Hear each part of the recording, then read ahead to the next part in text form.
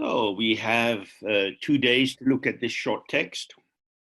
And because it's so short, we will have some time for questions. But that would be questions concerning the text and how to apply it in your practice, not general questions. Although the text is short, it's very profound. It comes from a treasure or terma text discovered by Gompo Wongyal. And he was a teacher of Tukutsolo, who was a teacher of Sia Lama, who gave me the teaching. It comes from a third text called Opening the Door to Pure Vision. Pure vision is our vision, our awareness uncovered or influenced by our karma and the 5 poisons and so on. So the main understanding behind Chöd practice is the Prajnaparamita literature. Prajnaparamita is concerned with the non-duality of all occurrence and emptiness. Emptiness is not a thing. Emptiness is the non-contradiction of appearances and their absence of any individual essence or existence or ground. In Tibetan, the short title is Yumdong Ngotro Pa Ni, Introduction to the Meaning of the Mother. The mother is the wisdom of emptiness. Everything comes from the mother. Mother indicates the source. This is a particular source. It's not a source that things come out of, but it's the source that shows within, as in the way a reflection has its source in the mirror and it shows within the mirror. The secondary condition is whatever is placed in front of the mirror, and this evokes the potential of the mirror to display the reflection without the reflection becoming a separate entity. Well, this text is offering us a kind of synopsis or simple restatements of the key principles which support us in awakening to our own true presence. And it's a text which, if you're going to study it for yourself, you can read quite slowly and taking it a sentence at a time, and allow yourself to really reflect on the meaning and apply it to yourself. The issue is, how can you collaborate with the text so that the depth and clarity of the text collaborates with you in releasing you from your limitations? So if we start into the text now, it says, bright, acute people with strong faith who wish to practice the immediacy of Dzogchen should stay in a peaceful, isolated place and reflect on their own situation and that of all sentient beings. So the first word is bright. So are we bright? If not, then we have to inquire into this. Perhaps we are tired, perhaps we don't sleep well, perhaps we are worried, perhaps your breathing is not relaxed and deep, perhaps you got messages in your childhood that you were not intelligent, or you internalized a lot of fear from difficult things around you. All of these factors can make the mind situationally dull. Buddhism is a way of us being reminded that our own nature is basically bright. Brightness is foundational, intrinsic. It becomes dulled experientially, due to our encountering various factors in our interaction with the environment. And in particular, it arises from our fusional belief and identification with the sense that we exist as someone. This development of our sense of having a reference point inside ourselves, who we are, how we are, what we are, functions as a distortion of the open, unblocked field of experience. By taking events to be carrying some message about me and inserting my own attitudes and beliefs and styles into the arising phenomena, we insert a twist which distorts the true clarity and lucidity of the situation. So the key point with bright is the mind is intrinsically bright, but due to causes and conditions and our activity in relation to these causes and conditions, it is as if it is dull.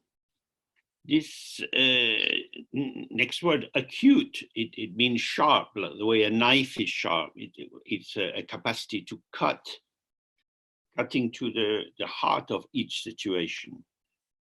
Essentially, that means being fully receptive to what is occurring and not mixing it up with our interpretations. When our mind is acute or sharp, it means everything is fresh.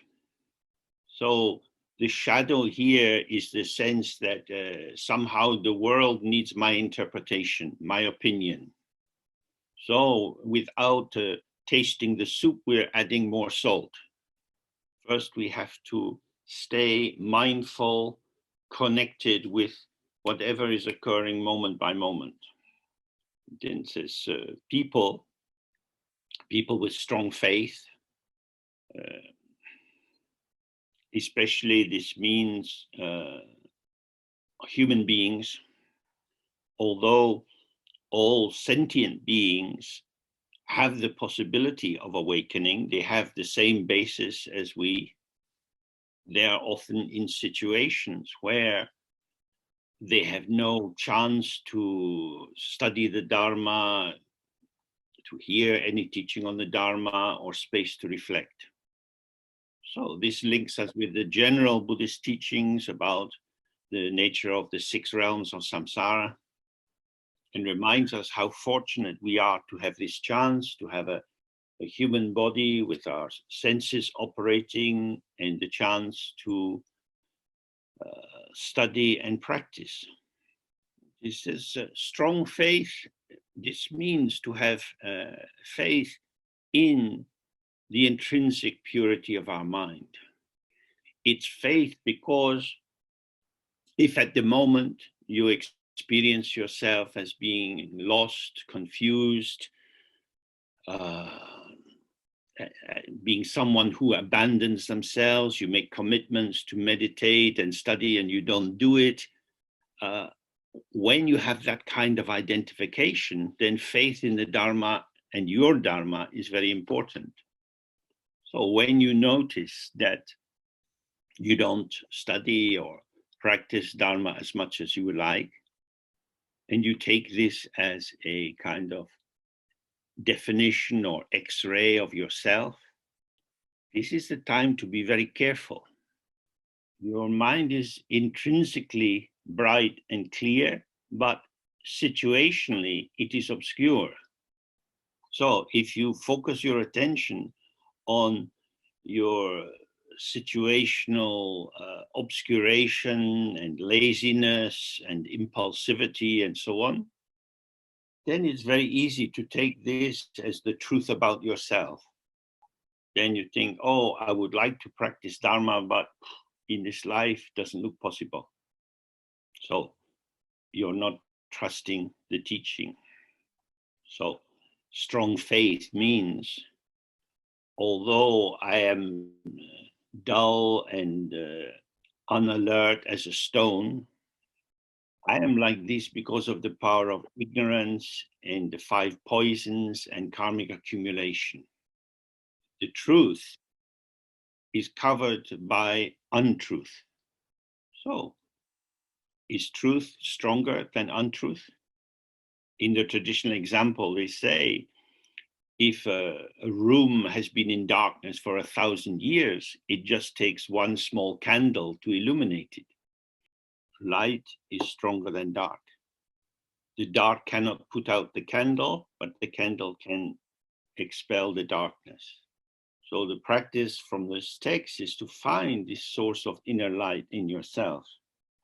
He says, those who wish to practice the immediacy of Dzogchen. So again, if you believe that you are a sinner or a lost person, and you have so many problems that you feel defeated, then the practice of Dzogchen is quite difficult, because you're starting from yourself, from your own definition of yourself. I'm really in a mess.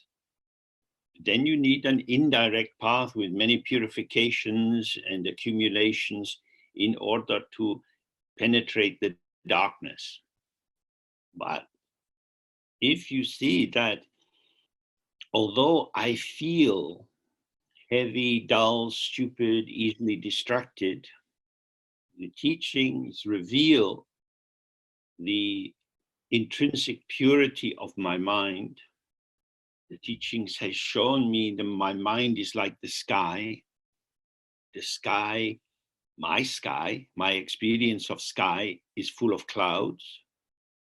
Again, like the reflection in the mirror, the clouds are in the sky, but the clouds don't define the sky. This is why Dzogchen, which is the great completion or the great inclusion, points out that everything is already within empty spacious purity. There is nothing other than this, nothing which comes from somewhere else which could touch this purity and defile it. The non-duality of open empty spaciousness and what occurs is the intrinsic purity of the mind. The issue is not that there is real obscuration, real stupidity, real habitual distraction, but rather these are forms of empty appearance. But their emptiness is not apparent to us because of the deluding belief that they are real and powerful and have some inherent existence. So this is why so much emphasis is on the view. Probably we grew up in situations where the view of duality was emphasized in home and school and playing with friends. So it seems normal and true that there is a deep, true difference between myself and other people. But this is a delusion. This is a wrong belief which seems true because you believe it. We know that we are, as human beings, we are very good at avoiding evidence. There are many people who deny that there is climate change caused by human behavior. Many scientists have shown that unless the widest population of the world can be inoculated against the virus can continue to mutate and will not come to an end. This would mean that our politicians would have to give money out into the world to ensure that everyone in every continent is able to avail themselves of this protective procedure. But of course, in many countries, the doctrine of me first, our people first, we are the best is very strong. So why should we help them? So everyone in our country has to have the first vaccine, the second vaccine, the booster of the booster of the booster of the booster. And good luck to the others. So this kind of dull stupidity is everywhere. This is the stupidity of duality. There is self and other, and myself is more important than any other. Maybe my children are very important. And the reason they're important is because they are my children. So when we start from the position of the individual ego, we are surrounded by great darkness. And therefore, if we want to turn ourselves towards the immediacy of the clarity of Dzogchen, which points to intrinsic purity, then we need to be very attentive to our habit of fusing into received opinions, habitual formations, conceptual elaborations, as if they were vehicles of truth. So then he says, if you want to pursue this path of Dzogchen, you should stay in a peaceful, isolated place. So there are different possibilities here. On an outer level, a peaceful, isolated place could be in the mountains, in the desert, maybe in the forest, a place where there's very little human interaction or the impacts of human mechanical culture. On an inner level, this could be our own body, that we have to examine how much tension we carry in our body, whether our breathing is relaxed and even, whether our muscles and tendons are very relaxed and pliable, so that the breath can flow freely, and this movement of the winds inside our body is not driven by intense habitual beliefs. If these outer possibilities are not easy for us to avail ourselves because of financial necessity or health problems, then how can we avoid being touched by the many provocations which arise? Perhaps you live in a flat where the neighbors play music loudly and it's disturbing. Perhaps you yourself sometimes listen to music. So in principle, it's not music that is disturbing.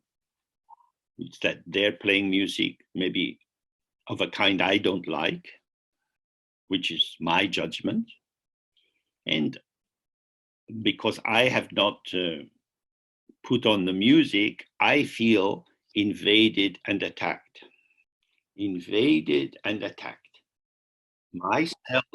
Myself in relation to the other is vulnerable. The Buddha would say, bravo, well done. You have understood the problem of duality. Self and other are born together. You cannot keep them apart. As long as you identify as an individual self that wants to live on your terms, in your way, there will be many events which come to you, seem to penetrate you and agitate you. Now, sound is very strong. It comes into our ears very easily. It's the sense organ that is the most difficult to shut off by itself. So something is occurring. That is undeniable. It's occurring to me. It's coming at me. Is that true? My sense of me is arising in me. The particular shaping, configuration of my sense of self in terms of embodiment, emotion, sensation, and so on is shifting.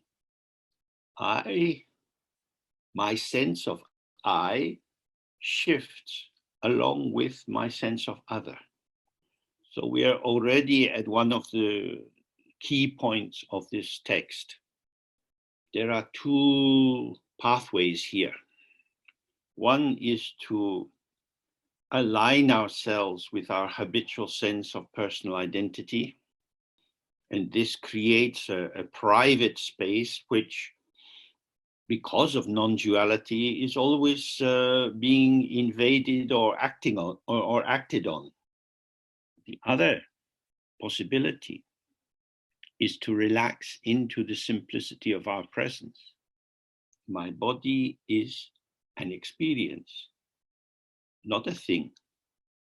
I can conceptualize it as a thing, I can reify it, but if I just simply sit with it, it is clearly a process of manifestation, as is speech. And as is our mind, in the sense of I am thinking about this, or I just remembered this. So what I take to be my body, speech, and mind are occurrences. These occurrences arise and pass, and they are revealed to me as me when I have allowed the false identification with an ego positioning. I am basically just, or put it this way, the word I indicates basically presence. This is very open. I per se is just this. The openness of I allows it then to be filled with many associations and projected qualities and identities. So when we are sitting and there are noises coming from outside, noises from outside, this is an interpretation. What I hear is sound. The sound comes and goes. And I add the interpretation, the explanation to myself. Why do I have the karma to have such noisy neighbors? Now I'm provoking myself. I am giving a conceptual interpretation of the nature of the sound. The sound is being produced by the neighbors, and it's invading my space. So if I remind myself, oh, I want to have a retreat, which means I shouldn't be so busy, then why am I adding this interpretation to the sound? The sound is inherently empty. Empty means hospitable. It offers hospitality to whatever you want to project onto it. The neighbors are projecting loveliness onto the music. You are projecting disturbance and invasion onto the music. The music itself is just coming, going, pulsations.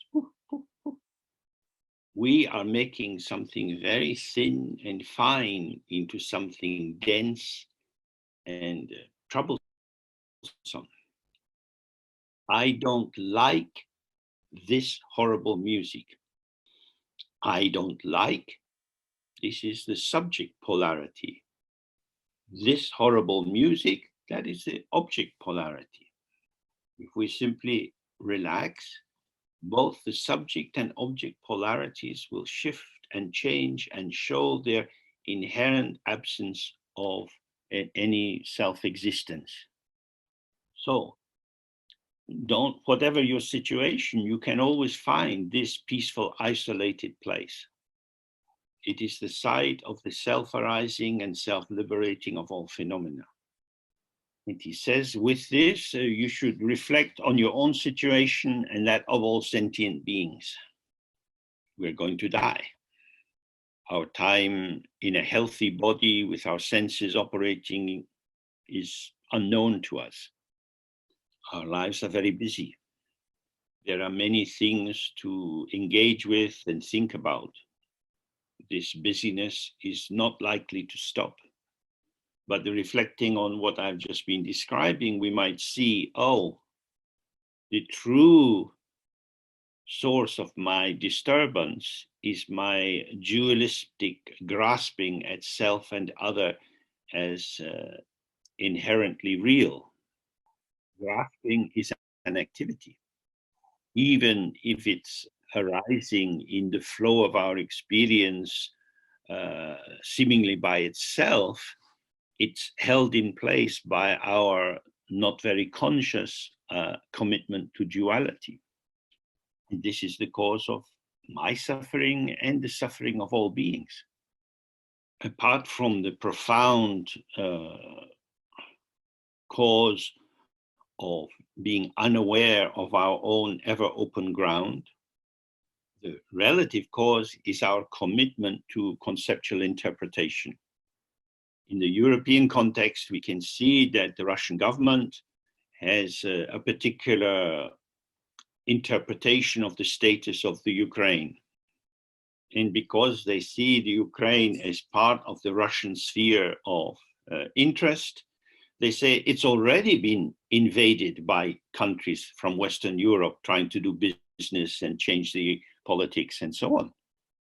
Whereas for many of the Western European countries and America, the idea is that the Ukraine is a sovereign state, and it is the Russians who are poised, ready to invade.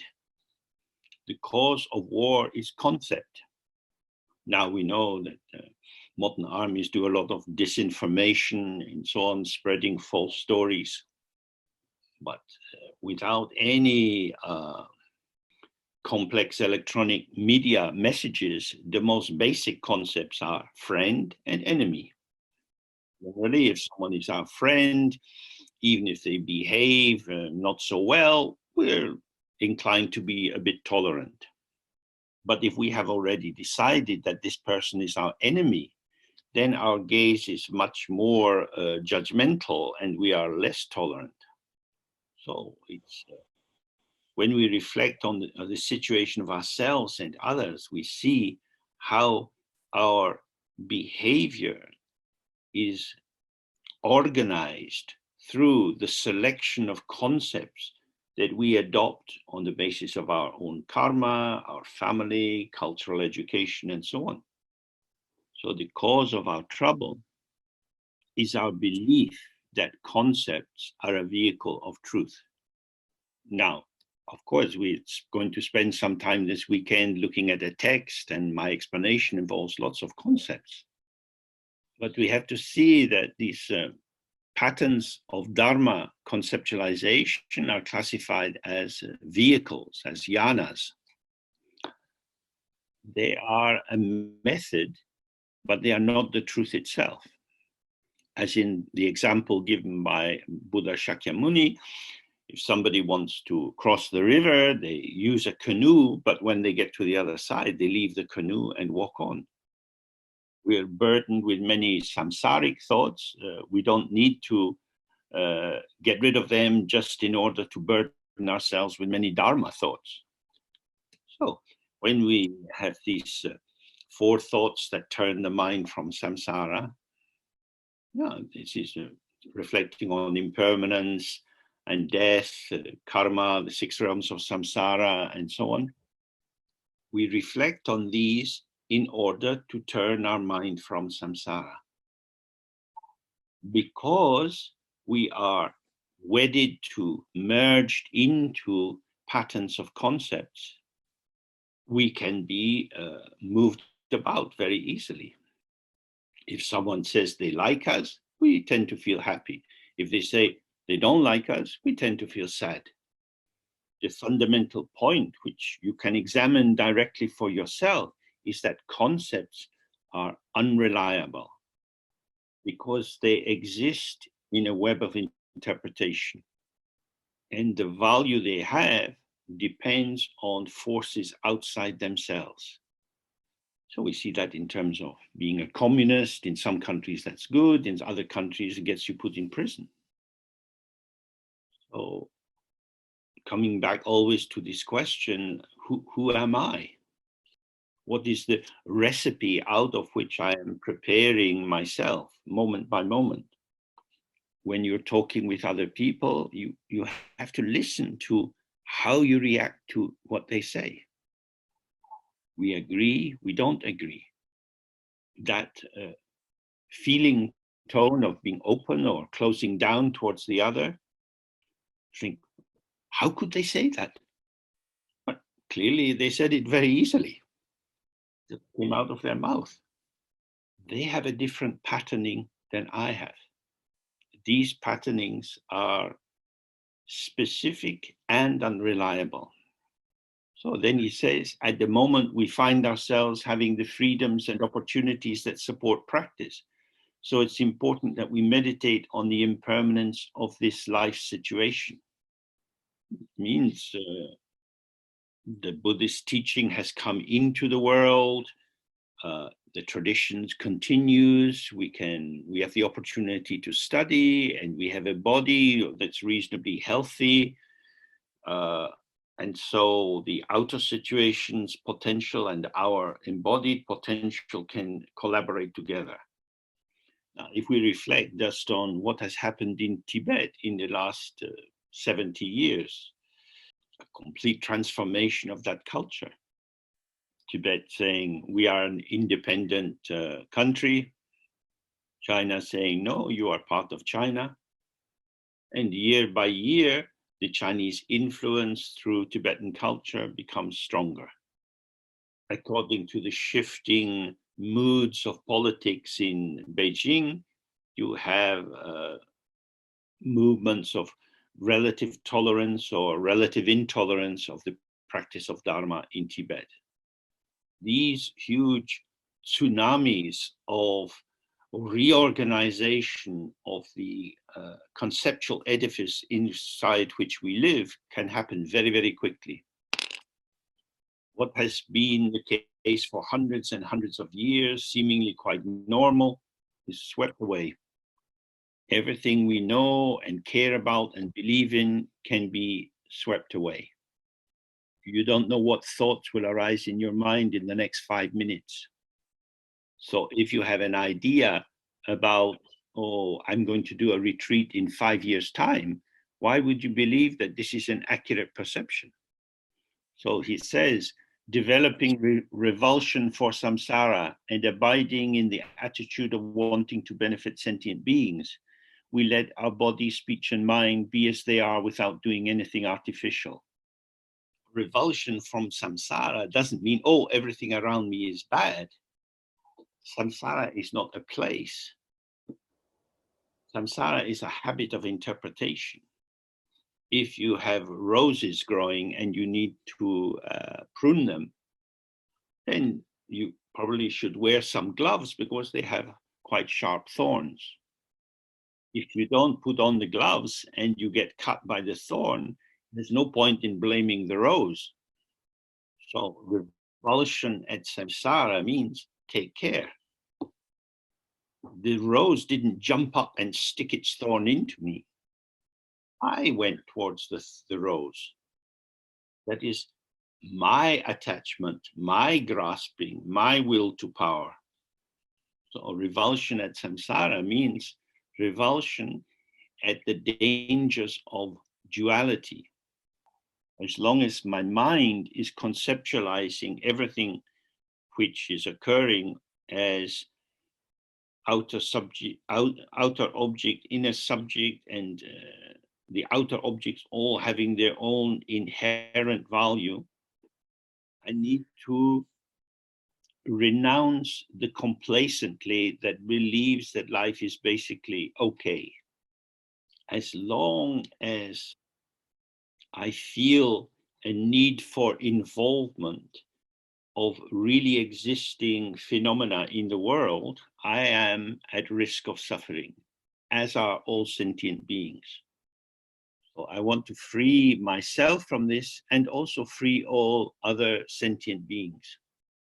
When we take this bodhisattva intention and practice, we move from a narrow me first position to an all-inclusive embrace of all beings. The basic cause of the suffering of all beings is unawareness of the intrinsic ground due to the behaviors which have arisen on the basis of this unawareness. Many different patterns, personalities, body shapes, birds, fish, gods, and so on have arisen. When we look at the incredible variety of how life forms manifest, we think, oh, we have to learn many, many different skills and possibilities of relating to different creatures.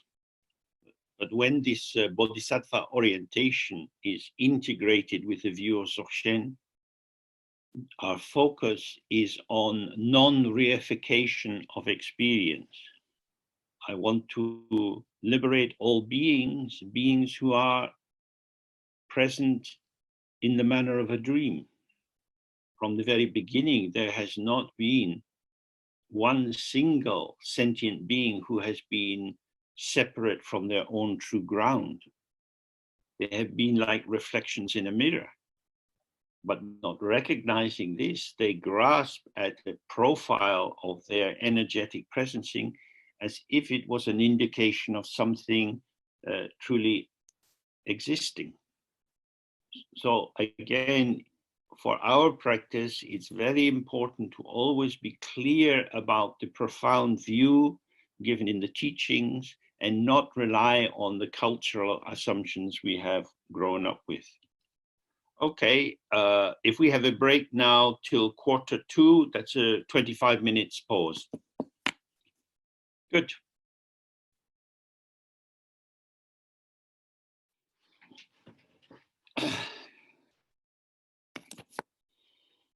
Okay, so we're continuing with the text, and welcome to some people who have just joined, I think. So he's saying, now if we're going to consider the nature of our situation, we should let our body, speech, and mind be as they are without doing anything artificial. In Buddhism, they talk about the 3 times, the past, present, and future. We can consider our past and think, oh, I didn't do that too well. I must try better and improve in the future. And generally, we have a lot of intentionality in our engagement with the world. Starting with the idea that I exist, I am this embodied being, and I like happiness and I don't like suffering. When we attend to what is around us, we are caught up in judgment and selectivity. I want to get the things that will make me happy, and I don't want the things that will make me unhappy. So for a thief, that might mean I want to be able to steal your wallet, but I don't want to be arrested. So whatever your intentions, whether they might be considered good or bad, there tends to be items in the field to move towards and others to try to avoid. So what he's saying here is an invitation to just review ourselves and see how easily we're entrained into a notion of progress or achievement or of fulfilling our wishes and ambitions. So in terms of surviving in the world, this skill of rapid mobilization to increase advantage and decrease disadvantage is very useful. But what it does is confirm the predispositions or the attitudes which have become normal and seemingly valid operating for us. Letting the body be as it comes means you might have studied the yoga and have a sense of the posture, and to read about or practice this 7-fold posture of Bairochana. But here he's indicating just as your body is, be like that. if you are sitting with a posture that puts a lot of stress on the muscles, sooner or later you're going to straighten up. Many, I don't know in different countries, but a lot of the furniture they sell in Britain is very bad for the back. It's sofas where people sprawl and get used to not collaborating, not having collaboration between the skeleton and the muscles. So the term in Tibetan here is rangbap, which means flowing as it flows. So it means you don't have to impose some formal notion of sitting properly, but you do have to be present with your body and make the adjustments which are required in order to stay alive and present. And it's the same with speech, which if we're sitting quietly means our breath. You don't have to formally try to breathe in a particular yogic way. But if you are attentive to the experience of the breath, you'll notice if it's becoming too shallow or too irregular. The breath easily flowing is very relaxing. There is enough oxygen coming in to support the work of the blood in distributing it, but you're not pumping yourself up. And it's the same with the mind. Many different thoughts and feelings arise. If you enter into judgment about the current content of your mind, then you're likely to be pulled towards selectivity. Just let the mind flow as it flows. Now, you might feel, oh, but sometimes these negative thoughts arise or feelings that make me uncomfortable, and they're there for a while, and then they're gone. If you don't react to them, they will go. If you do react to them, they will still go. You don't have to react to them. But I don't like it when it's like this. That is an opinion about what is occurring. Such opinions are mental activity. So just let the mind be however it is. It will be very difficult to get to know the simple nakedness of your mind if you keep improving it and decorating it according to some cultural or personal template.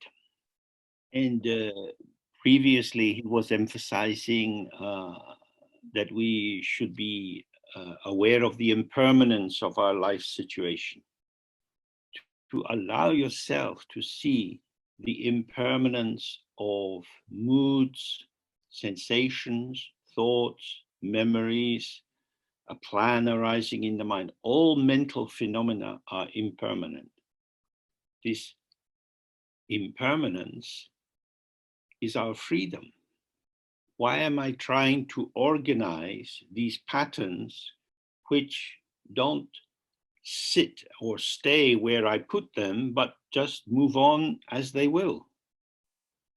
When we really see the impermanence of our experience, we are allowing the transparency, the ungraspability of these phenomena to be revealed to us. We are troubled by our mental experience and by our experience outside because we take it seriously. So our aim is to be present, mindful, here with whatever is occurring, not denying it, but not over-investing it with importance. Experiences which may feel intolerable for us usually have happened many, many times before. You could be in a relationship and your partner sleeps with someone else. You feel betrayed, heartbroken. How could this happen? How could you do this to me? The answer we already know is it could be done because the person wasn't thinking of you, they were thinking of someone else. How could you forget about me? Well, if you remember when you were young, you probably spent a lot of time with your parents. And then by the time you're a teenager, many other things are more interesting than mom and dad. The mind invests phenomena with importance and divests that importance as well. But sometimes events happen in life which stay with us like an open wound, a trauma which we feel will never be healed. My life is ruined. Well, for sure, the life that you thought you had is no longer available. But if you are still alive, you have this life. But I don't want this life, I want that life. Uh-huh. So is the cause of your suffering the event that happened and has passed, or is it your unwillingness to accept that the past is the past and the present is the present? So it's very important to observe how you relate to your own experience. You can learn many kinds of yoga and exercises and movements to loosen up the tensions in the body. But the root of the tension is mental activity. So you might recognize, oh, I am so jealous. Oh, and in the Buddhist teaching, they say jealousy is one of the 5 root poisons. I mean that the 5 poisons are the basis for the 5 Buddha wisdoms. Well, I've certainly got the raw ingredient. How do I cook it? You don't cook it. If you stay present with jealousy or anger or pride, and you observe it arises and passes. These are like the weather of the mind, wet or cold or very hot. According to this climatic change, your experience is altered. So again, if we can take the middle way and be simply present with whatever is arising without entering into judgment, the lack of reactivity brings profound relaxation. As the text say, whatever comes, comes, whatever goes, goes.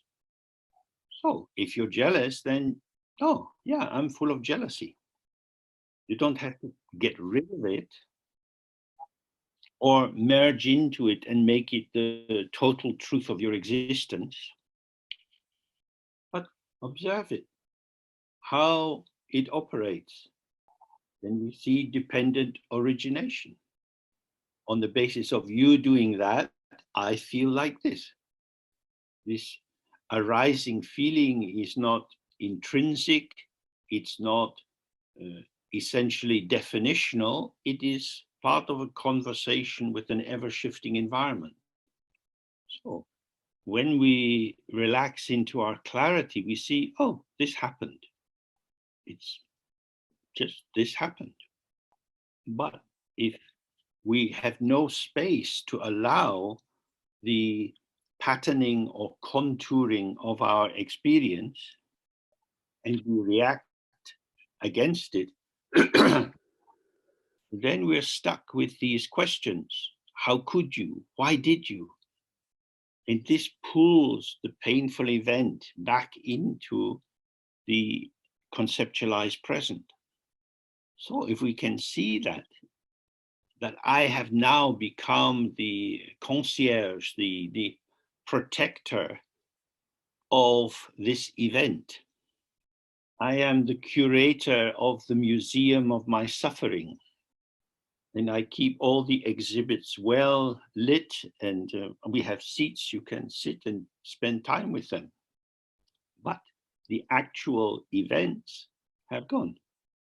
So when he's saying, allow the body, the speech, and the mind to be as they are, it means not pushing away and not holding on to.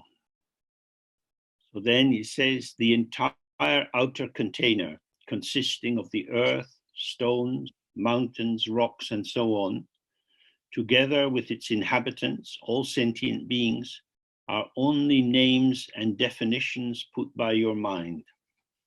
Birds fly in the sky and eat and have nests and children. But as far as we know, their capacity to communicate is not sophisticated enough to carry a huge load of concepts. We can hear the wonderful recordings of whale song, but perhaps that's not carrying a huge load of cognitions and concepts. There's a simplicity of that kind of communication. But we have the blessing and the curse of language. Language allows us to study the Dharma, to relate to other people, to talk about our experience, to gain insight. But we can be so at home in language, swimming in it the way a fish swims in the sea, that we don't notice what it is. He's saying, this world that you encounter every day, that's full of familiar objects, trees, houses, hills, cafes. Each of these objects becomes identifiable for you and apprehendable for you through the way you use language. And the word and the concept that it merges with seems to be the truth of the object. But does the concept give us access to the truth of the object? Or is the object the child of the intercourse between your mind, your capacity to use signs and symbols, and the concepts made available to you in your culture? When these two come together, you have the birth of the object. Clearly, we have some translation operating today because we have different languages. But languages are structured around these three factors of subject, verb, and object. They can be in different orders according to different languages. But these three factors, in Buddhism, they call them the three wheels, keep turning. There is the subject, I, me, myself, the object, what I am engaged with, and the movement of connectivity, the verb, which is liking, disliking, buying, selling, whatever. So when I go to the shops and I want to buy something, I identify something as bananas. There's a familiar shape and color. Oh, these are bananas. I want bananas. So I buy them. What is this object now in my hand? If I leave it for a month, it will change color, will become very soft inside. Some people like that, some people don't like that. If I like the banana to be ripe but quite firm, then it's a good banana when it has exactly these qualities, not when it's too ripe or unripe. That is to say, I am not concerned with the banana as banana. I'm concerned with the banana for me, the function of the banana in my life according to my circumstances. The object is interpreted. It has significance for me if it can be slotted into a category that seems meaningful to me. We see that other people like things that we don't like. This is a very, very important fact for meditators. They see something in the object that I don't see. Well, if it's in the object, why don't I see it? Well, maybe it's not objectively in the object. Maybe it's subjectively in the object. That is to say, we project the qualities onto the object and then identify them as being inherent in the object. If we start to look at how the world is occurring for ourselves and for other people, the Buddhist idea of relative truth starts to make sense. It's not that so much that objects are relative to each other, but they're relative to my interpretive matrix. And so how we think of people who we don't like can vary enormously. In some dictatorships, if the police don't like you, you are likely to end up dead. The fact that I also might not like these people would not lead to their death. I have an opinion, but it's in a sense personal and powerless. But in the legal system, judges and police and so on have the power to insert value into the accused person. At the end of the trial, the judge says, the court has found you guilty. Sometimes that's inaccurate. The court is putting the guilt into the person. But once it's in the person, then they're taken out into the police van off to the prison. If we're fortunate to live in a liberal democracy, we allow other people to have all kinds of interpretations of us, and we allow that because it's not so dangerous to us. So if you inspect how your mind operates in relation to the phenomena around you, the clarity that you seem to have regarding the existence of the object, the qualities seemingly inherent in the object, and the value the object has for you might need to be put in question. That is to say, what I believe to be the truth of my world may actually be a fabrication. I have interpreted the world to be this way. The truth of my existence is relative to how I am.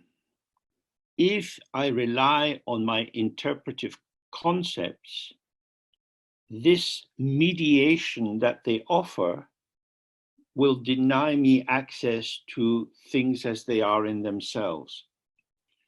So in the Dharma tradition, we consider that Mahamudra and Dzogchen are direct.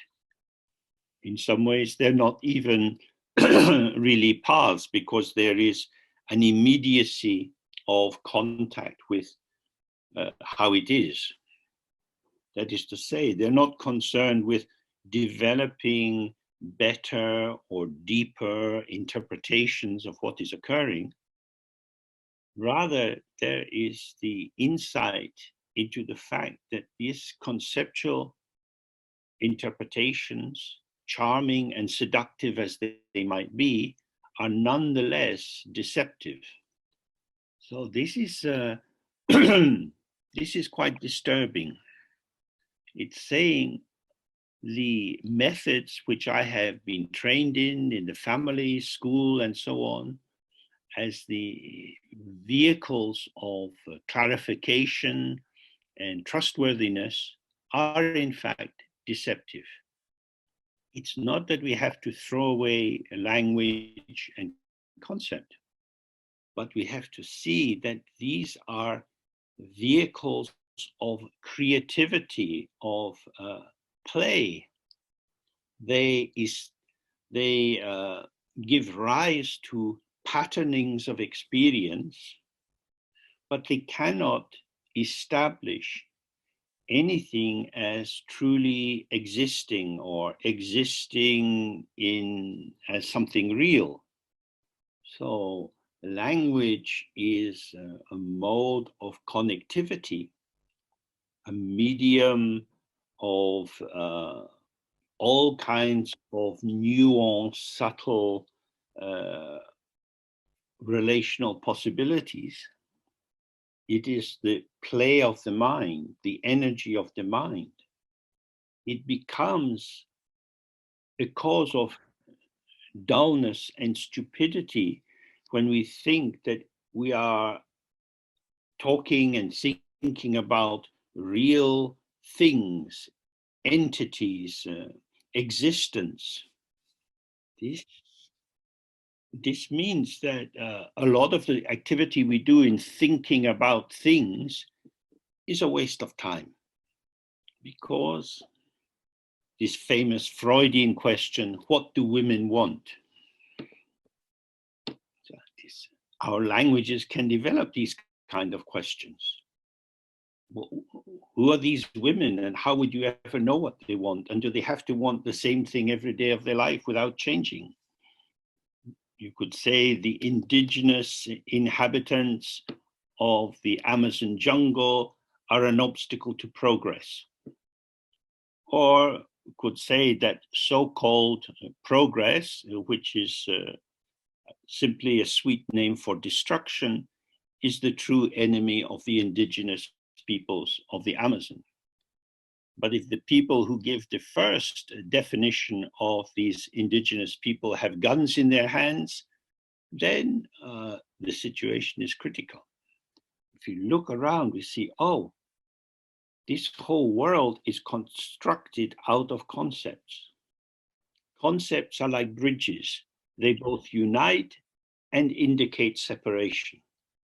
We think about things, we feel we understand them, we feel we maybe get closer to what we're thinking about. But the very process of this thinking is only required because we start from a position of separation. We are constructing our sense of the other person or the political party or climate change. So this sentence is very, very important for us. And he says, examine this until it is truly clear. It's not a dogma. You're not trying to repeat it till you believe in it, but for you to see how the mind takes hold of situations and how the naming of situations sets up differences in power. It's very normal for colonialists to imagine that the country they have gone to is somehow empty, because they're not recognizing the validity of other people's ways of living. Oh, when the British went to Australia, they could see clearly that the local inhabitants, the Aborigines, didn't have lawyers or land deeds or official entitlement to the land. So they imposed a particular notion of land ownership, which denied any rights to these local people. We changed the frame of reference, and what's apparent is altered in its significance.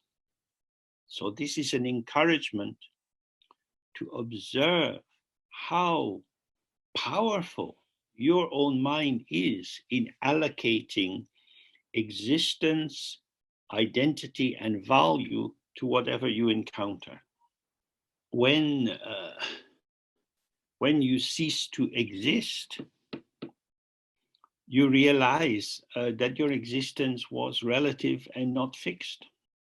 If I go back to the hospital clinic where I worked for many, many years, I no longer have my little electronic key to get in the door. I have to press the button. Who are you? Well, this is my place. But I don't exist for the new receptionists. They don't remember me. What was the sphere of my entitlement, of my free movement, is now like a wall in front of me. So we can see this everywhere in our life. You go back to the school that you were educated in, and they say, why are you here? You say, I came here for years and years. And they say, yeah, okay, but why are you here? Because the richness of your memories and the emotional associations have no purchasing power in the world. So it's very important to see that this is not simply saying that everything is the mind, as if somehow everything comes from nothing into something in this moment. But what exists for us is a potential. And this potential reveals itself, as it were, magically to each person as they come forward with their own mode of participation. So the potential of the individual's mental construction and the potential of the situation come into an interplay. But what you make of this particular situation does not define it absolutely. Other people will make sense of it in a different way. And you yourself, on another day, when you're in another mood, where you have more time or less time, or sick or healthy, you will interpret it in a different way. So the naming generates the sense that there are nouns, that my concept of the thing is speaking to the truth, the true existence of the thing. Thingness is a quality of concepts. The potential of this arena of disclosure or appearance is devoid of things. So in the Heart Sutra, saying form is emptiness, emptiness is form. Form is not other than emptiness. Emptiness is not other than form. So saying this is non-duality, not two-ness, neither two nor one. When there is form, there is emptiness. When there is emptiness, there is form. You could say all forms are forms of emptiness.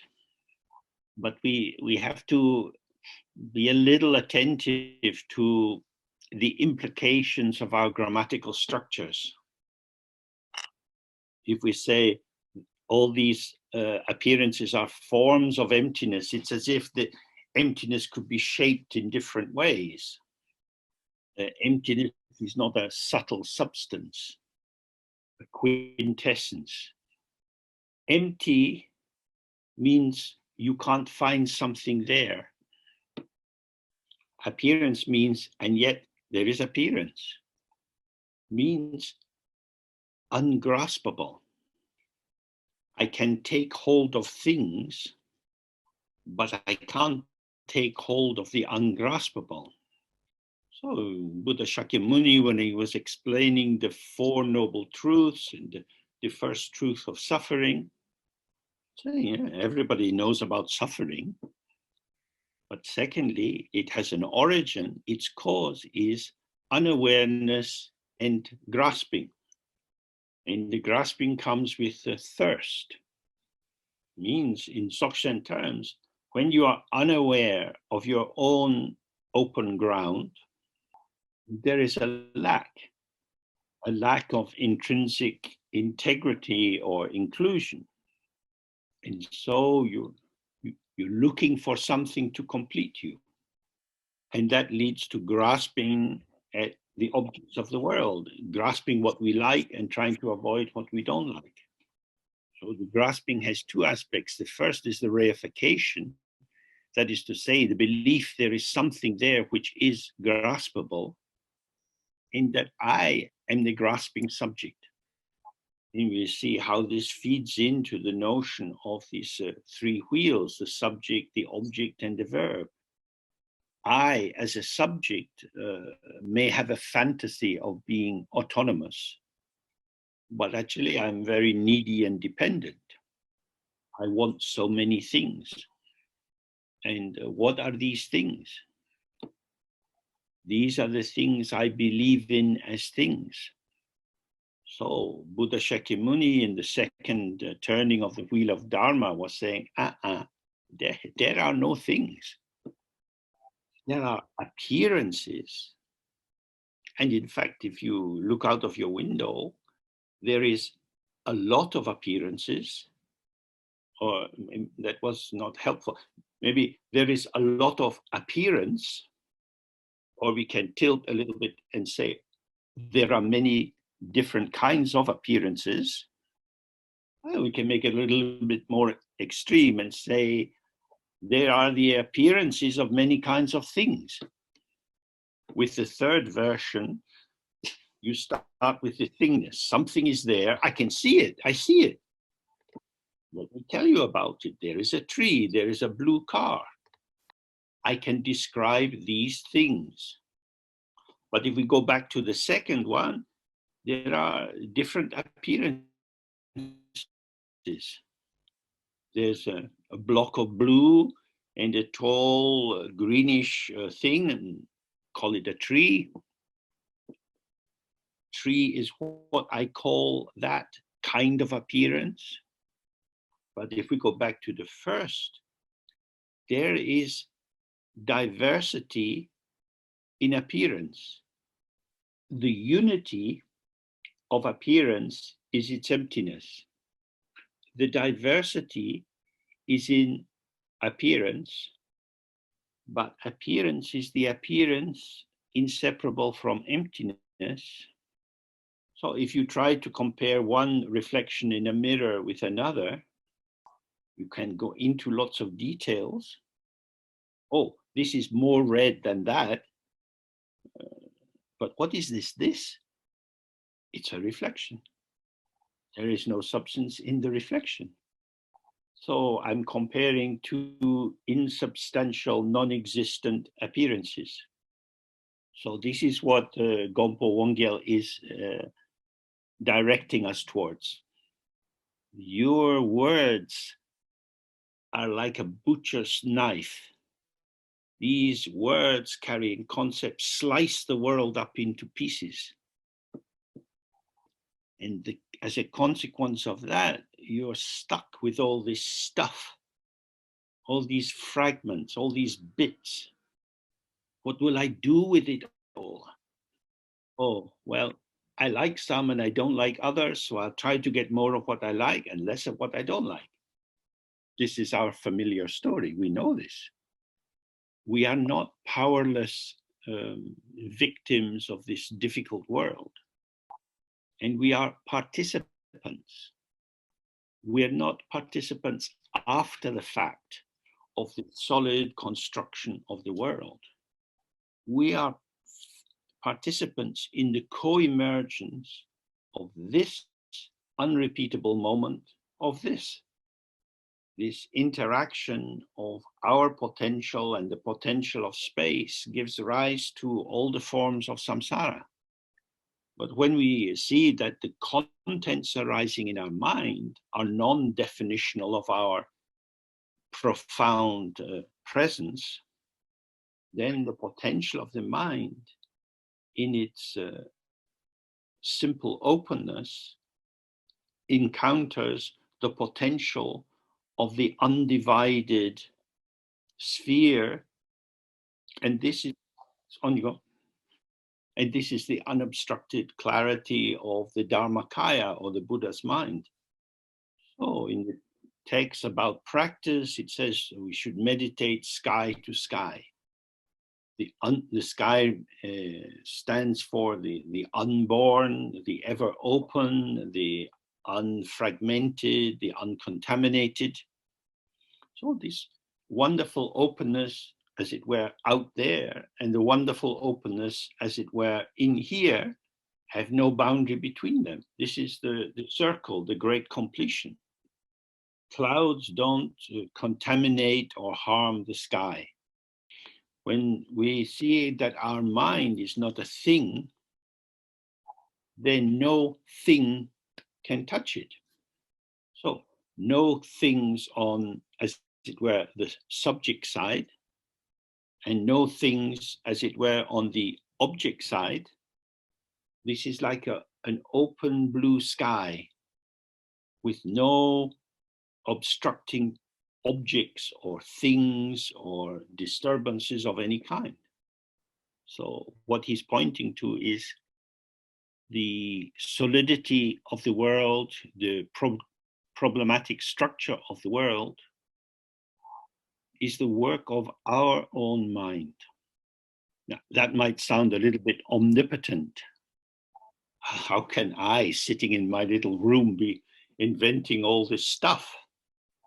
But when you're born into a human body, you find yourself swimming in this ocean of concepts, knowledge, cultural assumptions, and it's by utilizing these that your individual subjectivity is potentiated to be able to make sense of what's going on.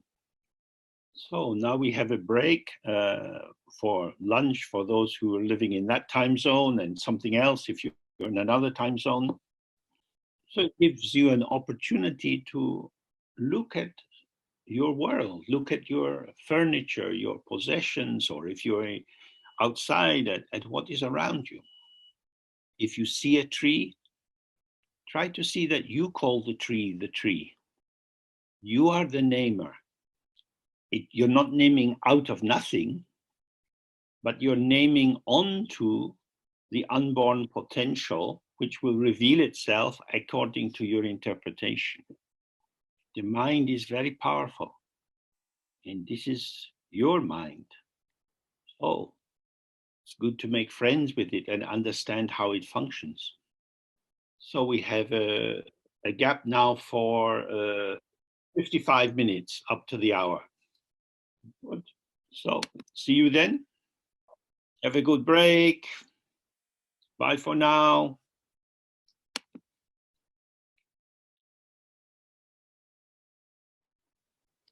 Okay. So what we were looking at just at the end is the sense that the solidity of what we encounter, both as our own body, our memories, our plans, and everything around us, is appearance without substance. So we're looking at the conflation, the fusing of the actual and the imagined. We imagine on the basis of our concepts. And the actual is that which arises for our senses into the mind immediately. Reification is the false fusion of the idea of something with the immediacy of the actual appearance. In Tibetan, it's called Dzogchen.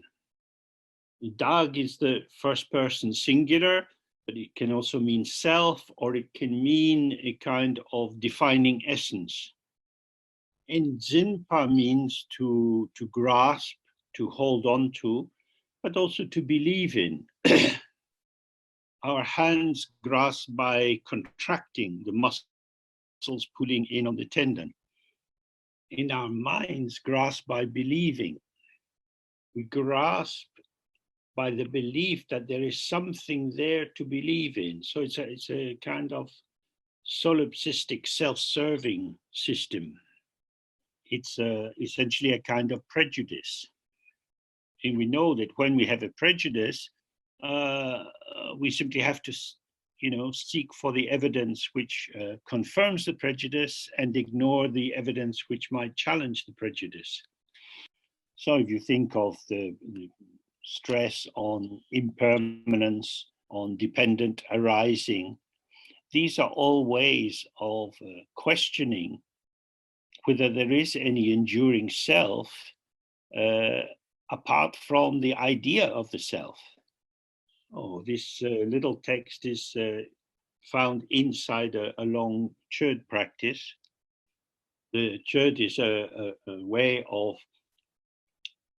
disidentifying with one's body as if it was the truth of one's presence. If you rent a flat, you have to pay rent and maybe electricity and water and so on.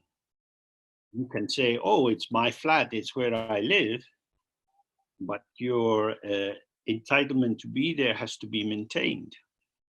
It's the same with the body. We say, oh, this is my body, but the body can get sick, can get limited, and we will die. My body, this thing, mine, but it's not mine. I'm not doing all the functions that the internal parts of my body do. So the kind of reassuring quality of saying my body, as if it was a stable residence or state, covers the open emergence of the actuality of this moment by moment. So concepts like myself, my body, are a kind of shorthand that make it easy to communicate with other people, but they are actually not referring to anything actual. You could say they have no referent, or rather that the referent of saying my body is unpredictable and undefinable, because the health of my body reveals itself to me. It's not something I already have. So if we could really see the point of this, it's not that we have to stop speaking, but we have to be careful to avoid falling asleep in the lullaby of concepts. Now, this is difficult for the ego to do. The ego self, as we looked before, the self and other are born together. So the self is a false claim of existence. But you can't then say, oh, I am non-existent, because here we are. Something is here. This is the appearance or the emergence of the potential of the stream of energy which manifests as I, me, myself. And so if we stay present with in the moment of emergence, we have both appearance and emptiness. But if we shuffle up along this line of past, present, future, plans, reviewing the past, thinking about how I am now, then we are floating above immediacy in a mediated realm of interpretation. So awareness just is, but the ego self, or the ego consciousness as the aspect of our mind taking an object, that is a construct. And the one doing this constructing is our mind. And the use of the word mind in Buddhism is different from in the West. So we have to be quite attentive to the precision of it. We have a sense that we have a mind. Our mind is how we can think and how we have experience. So he says, regarding your mind, you must again and again establish whether it has any form, color, or size. So it's easy enough to tell if your hand has form, color, or size. Because although I say my hand, I can look at it as if it's something out there. However, when we want to look for the mind, see how our mind is, this is more difficult. We're looking at the looker. We're trying to see the seer.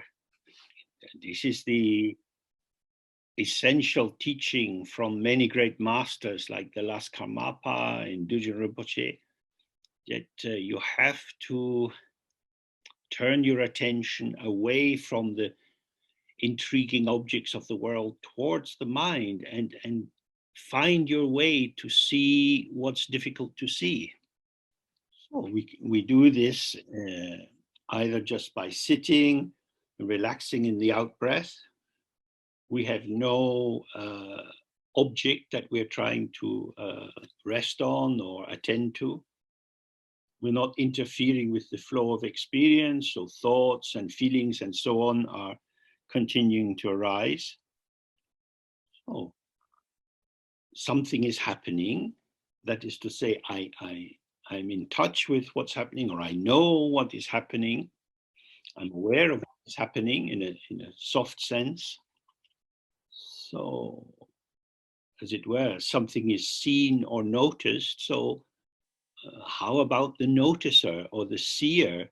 How is this? Does it have a shape or a color? Is it big? Is it small? This is something we each have to do. Nobody can do it for you, but it's the basis of freedom. Then he says, this mind, your mind, here it is. Question, does it come from anywhere? Does it stay anywhere? And does it go anywhere? So something is occurring. This is in your mind. This is the content of the mind. It wasn't here, now it's here. Oh, now it's going. So the content of the mind is easier to track because although my thought is more subtle than my hand, there's still the sense of a dualistic positioning. But if I try to see not the content of my mind, but my mind itself, does it come from somewhere? Does it come from outside me or inside me? Now, here you have to be careful not to go into storytelling, because you may have read some science and you think, oh, my mind is generated from my brain, and my brain developed at first when I was inside my mother's body, and that came from conception and DNA and so on. This is you playing at being the professor. You're explaining your mind to yourself. You're telling yourself about your mind. This is just concept development. What Gombo Wongyel is saying, what is your direct, unmediated meeting with your mind? What is that? How does the mind show itself when you're present with it? How can you meet your mind if you keep projecting ideas onto what you think your mind is? So we want the mind to be very relaxed and open, and then we're just kind of being there. The mind is here. These subtle appearances arise. These are the subtle contents of the mind. Just have a very nuanced presence. The root of the word nuance is cloud. So when we look in the sky, we see clouds sometimes, but the same clouds are not always there. The clouds manifest and dissolve. The sky is the space within which the manifesting and dissolving of the clouds occurs. So don't be distracted by the arising of thoughts, feelings, sensation. These are just like clouds moving in the space of the mind. Can you see the mind itself? Okay, so we can just sit a little, do the Guru Yoga of the White R, and then we'll sit with these 5 questions. So we relax, sit in a relaxed, open way, and imagine this white letter R, the symbol of the open, empty mind, surrounded by the 5 colors light, its potential. And then we make the sound of R 3 times slowly together. And with the vanishing of the sound of the 3rd R, this white R in front of us dissolves in the space, and we just sit in relaxed openness. And then just very gently be aware of your mind as your mind is. Okay.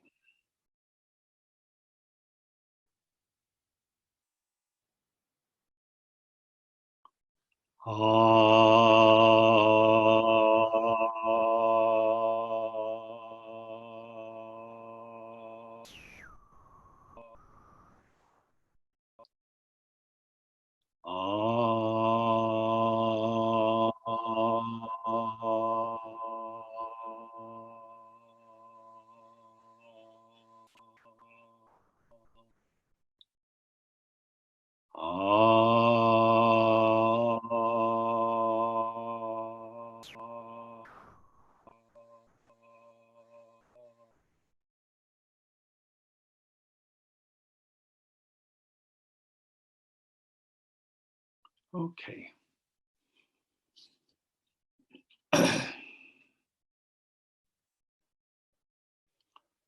So when we're sitting, many fleeting experiences arise, the transient contents of the mind, like the clouds and rainbows in the sky. They are not the mind itself. They are the display or the energy of the mind. What an incredible variety of experiences occur. What kind of factory could make such a wide range of displays? Of course, they're not being made. They are illusions. Just as the mirror has no factory inside pumping out reflections, so the mind is not a factory making experiences. Your self, your sense of self, this is an appearance. When this appearance is taken to be a fixed and stable thing, the root or core of my identity, then we have delusion. This self is like a sky flower. It's blossoming in the sky. It has no root planted anywhere. It is appearance, but it can't support anything. So if you look again and again, you gain two beautiful gifts. The first is my mind itself is not a thing. It's not located anywhere. It doesn't have duration or size. As I'm sitting here talking with you, I have sensations in my body. Lots of things flitter around the edge of my mind, just coming and going. None of them will tell me the truth about myself. What they can do is tell me about the current shape of my identity. My identity is what I take myself to be and what other people take me to be. It is like a persona, a mask, which is appearing for the purposes of mediating the gap between self and other. It's not the enemy. You don't need to get rid of yourself. When you see that the cloud is in the sky, if the cloud doesn't damage the sky, then it's just a mode of the sky. Since we were born, our self has had so many moods, so many shapes and colors. Sometimes we feel bright, sometimes we feel dull, sometimes we feel expansive, sometimes we very contracted. The mind is unborn and never appearing. The display of the mind is also unborn and is ever appearing. Appearance is the patterning, shaping, shapes inseparable from emptiness or ungraspability or openness. When you're happy, but you're not always happy. You don't have to stop being happy. Happiness will go by itself. Then maybe loneliness or sadness or anxiety. These are impactful. We're touched by them, but there's nothing to them. If you go out in the hills in a storm, the wind is undeniable. Sometimes it could blow you over, but you can't catch the wind. So this is how our thoughts and feelings are like. They are energy without substance. So the texts say, if you're sad, be sad. If you're happy, be happy. The key thing is easy come, easy go. If sadness comes, you didn't invite it, but you want to get rid of it, but you don't know how. If happiness comes, you welcome it. always happy to see you, sir. And you wanted to stay, but you don't know how. Oh, the middle way, the resting in the openness of equanimity, is easy come, easy go. Now, if you are in your ego identity, it's really important to be happy and really important not to be sad. Only awareness has the capacity to stay present with these shifting patterns of display. On a beautiful day, the body feels light, you want to be outside and moving. On a gray day, you might want to be inside and wrapped in something warm. If you simply see this, you think, oh, this is the conversation of unfolding. I don't have to pretend to be the same all the time. This would be artificial. The mind is open, and what arises in it is free to come and go. The ego wants to control the pattern because the ego is made out of pattern. But the mind itself, our awareness, is just aware. It's just here, present, and whatever is occurring is occurring. So that's, if we can see these two things, we don't have to try to transform our life into something else. We gain the confidence that however the mind is showing, that is not the mind itself. But neither is it not the mind itself. We can't say that, oh, the mind is really just emptiness. These, traditionally in Dzogchen, we say there are these three aspects. There is the openness, the luminosity or clear light or display, and the pattern movement.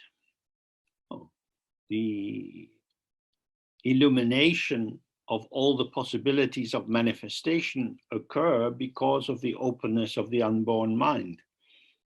And when we're present in this movement of disclosure, and we find ourselves responding to someone talking to us or needing to get some water to drink, what I call I, me, myself, this one, this person, is unfolding patternings of energy moving in connection with other patterns of energy.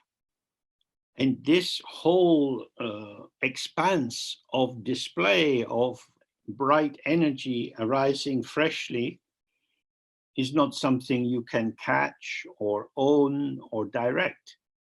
So it is because our mind has no substantial essence that we have infinite receptivity. This is not a very precise example, but when we say whatever comes, comes, this is a state free of judgment. That is to say, I can't have a strong sense of the right way and the wrong way. It is what it is. Dzogchen Rinpoche used to say, for the Dharma transmission, what is required is somebody who wants the transmission and somebody who can give the transmission. They can be sitting in a temple with many paintings and sculptures and so on, or they can be sitting under a tree, any tree. In the temple, someone will say, oh, that's a very bad tanka, they shouldn't paint it in that way. These water bowls are not cleaned. The monks, they lose the tune when they're chanting. Once you get close to human beings, you get drowned in opinions. That's why it's better sometimes to be outside. The tree is just there. The teacher is just there. The student is just there. The danger I'm pointing to here is to have a map or a template of how it should be, and then from that positioning, you engage with what's coming but judging it in terms of your own criteria, then all you're doing is manufacturing more and more thoughts about the situation, and it's covering your fresh availability. So he highlights this issue. He says, when due to relying on reificatory identification, you think you have found some real essence, then search outside and inside, examine your own body from head to toe until you are sure that nothing can be found. So when you're sitting, there might be some seemingly persistent sensation where you think your head is, and experiencing the seeming somethingness, the seeming reliable presence of something embedded in this sensation, you have a point of reference. This is me. This sensation is confirming me. So he's saying, if you have this experience, don't move away from it. Stay with it and see what happens. The object side, this point of reference, starts to change and dissolve, and your mind's now connecting with something else. So taking the middle way between holding on to some things and rejecting other aspects, simply stay present with whatever is arising and allow the self-vanishing of phenomena to bring you close to the fresh nakedness of your mind. Oh, texts often say, don't hold your mind inside and hold the object outside. If you stay relaxed and open, you see that the energy of the mind sometimes looks object, sometimes looks subject. So this is the basis in tantric practice that, excuse me, when you imagine Padmasambhava in front of you, he is the object, you are the subject. So you pray, Padmasambhava, help me, think of me, you say the 7-line prayer and so on. Then from Padmasambhava, rays of white light come and merge into your forehead. Now he is the subject and you are the object. His light is coming into you. Then the red light, the blue light, and all the lights together. And then he, the subject, comes to the top of your head and dissolves as a ball of light through the top of your head into your heart. Now he as subject merges in you as object, and you as subject merge in him as object. And this ball gets smaller and smaller till it's one point and dissolves. Now there's only openness. Openness is free of subject and object. This play of self and other, when we see it as the energy of the mind, it causes no problems at all. But when the subject side is identified as this is me, then there is an immediate automatic rejection of the other side as other. Both are the energy of the mind. You are open awareness. You are the clarity which reveals the field of both subject and object, and you are the movement of subject and object pulsing together. So in this way, we see that taking self and other to be real separate entities is a delusion. You are not the problem, I am not the problem. The problem is thinking you are you and truly separate from me. Our life is pulsation, communication, co-emergence. Subject and object have always been born together. Especially in the Mahamudra tradition, they call this Sahaj. Means co-emergent or co-nate, Senchit Chepa, born together. So energy is moving and changing in a process that what I call I, me, myself is part of. I'm on the inside. When you see this, the lonely isolation of the solitary self is dissolved. For example, if you read some of the songs of Milarepa, he's living for a long time in isolated caves, not much comfort there, but he is present in his senses. He describes the deer, the birds, what he sees in the sky. He's not thinking, poor lonely me. Otherwise, 10 years in a cave would be a kind of madness. When you are fresh, everything is fresh. That is to say, what makes the world heavy and tedious and boring is our relentless projection of the past onto the present. This is why it's very important, if we're studying Dharma together, that it should be fresh. The connection is not like a book, it's like being here with the arising of Dharma. It's like a kind of movement in a dance. You hear the music of Dharma, and then we're all moving together. So the freshness is, this emergence has never happened before. Oh, but I'm in my flat, it's the same usual room. This is the thought as death. This is pulling the blanket over the dead body. Today is like yesterday, and tomorrow will be the same. So who is doing that? This is what happens when you use thoughts to tell you what the world is. Knowledge is shit. Shit comes out of your bum after you ate your food. Awareness is the site of enjoyment, the Sambhogakaya. But when you have knowledge of what it's going to be, there is a kind of patina, a film of dullness that comes across experience. You know in advance what is coming. Now in English, we have this expression, spoiler alert.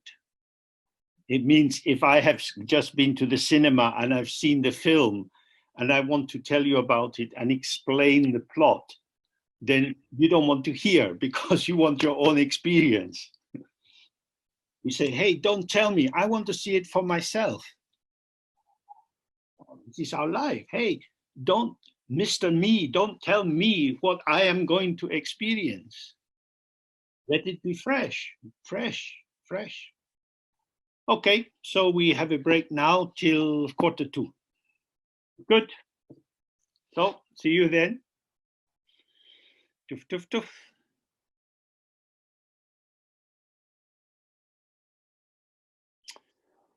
Okay, so if we continue with the text, it says again and again, establish clearly that there is only emptiness devoid of inherent self-identity.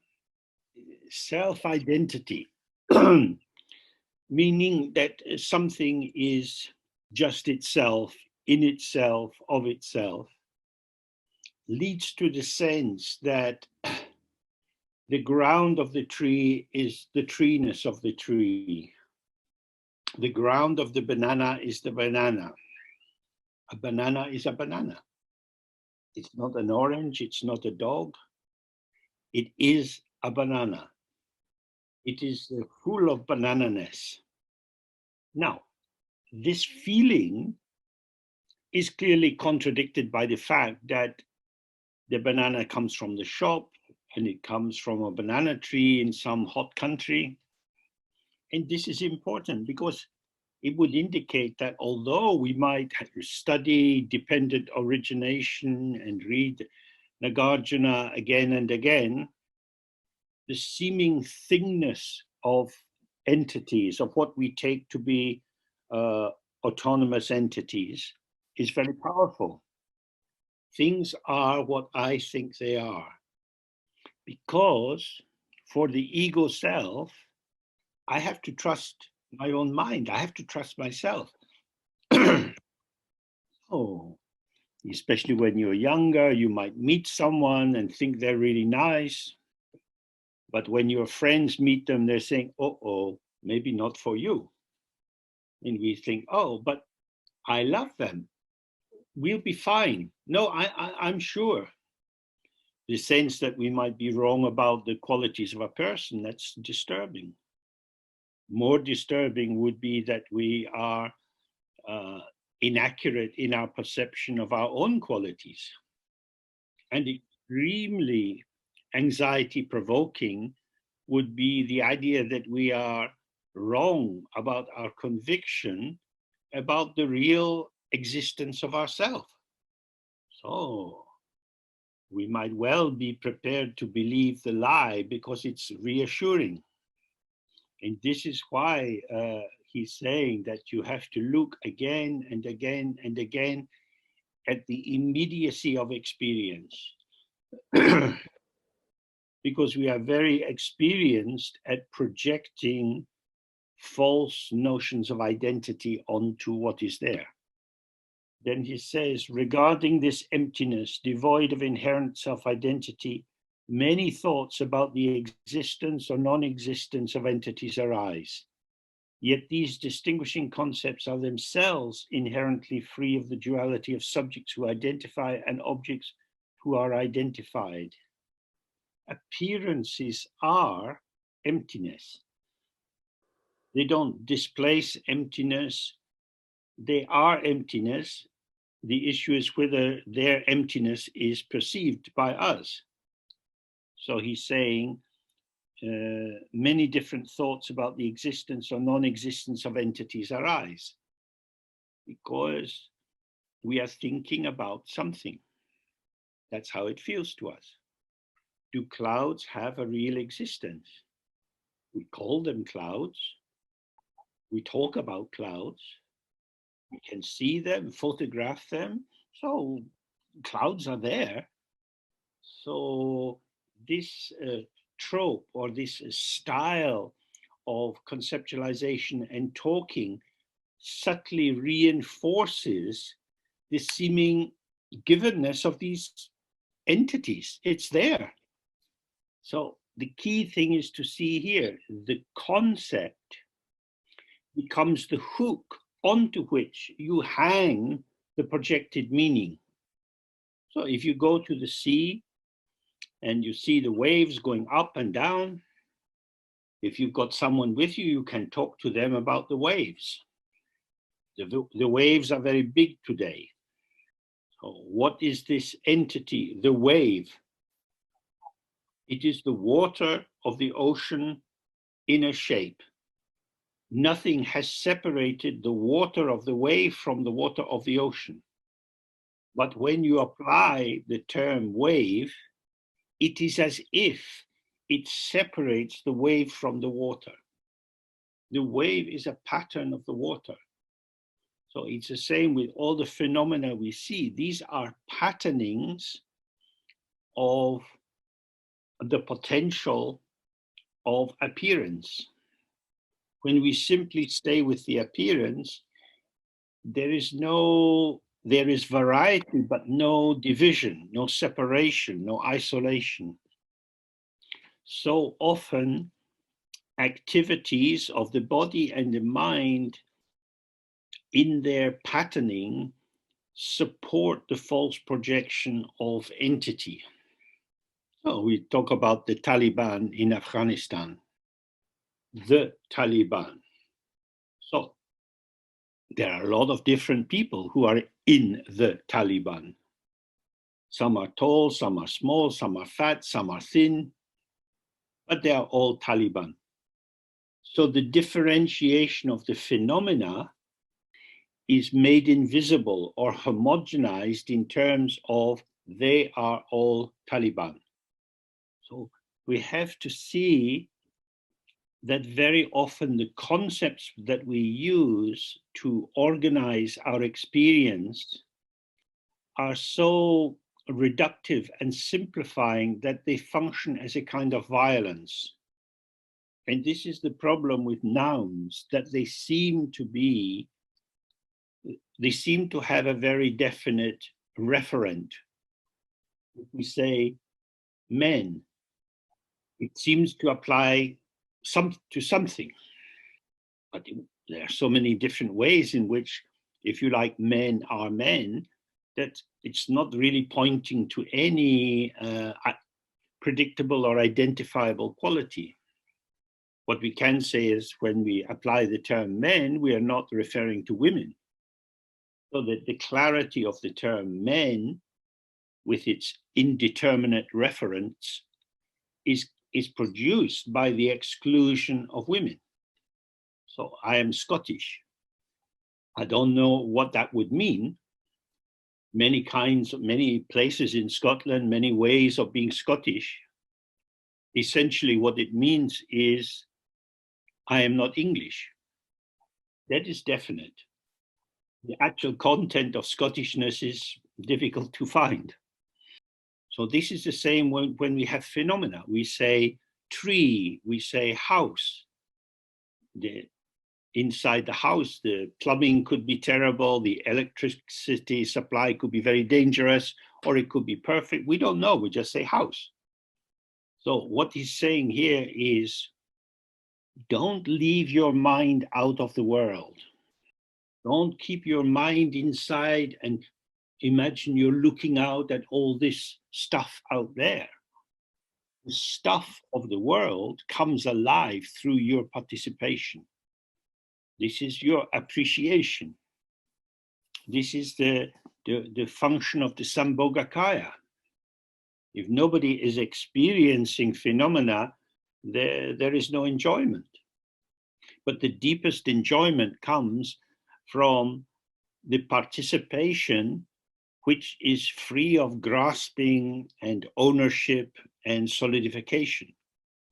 So he's saying, when you look at all the different thoughts and feelings and judgments that you have, these distinguishing concepts are themselves inherently free of the duality of subjects who identify and objects which are identified.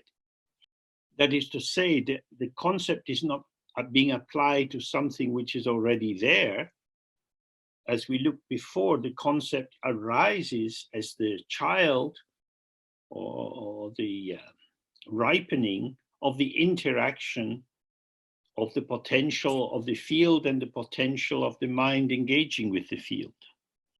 So the concept of tree is not pointing to some actual thing out there, nor is it a property of the subject, but it hovers between the two.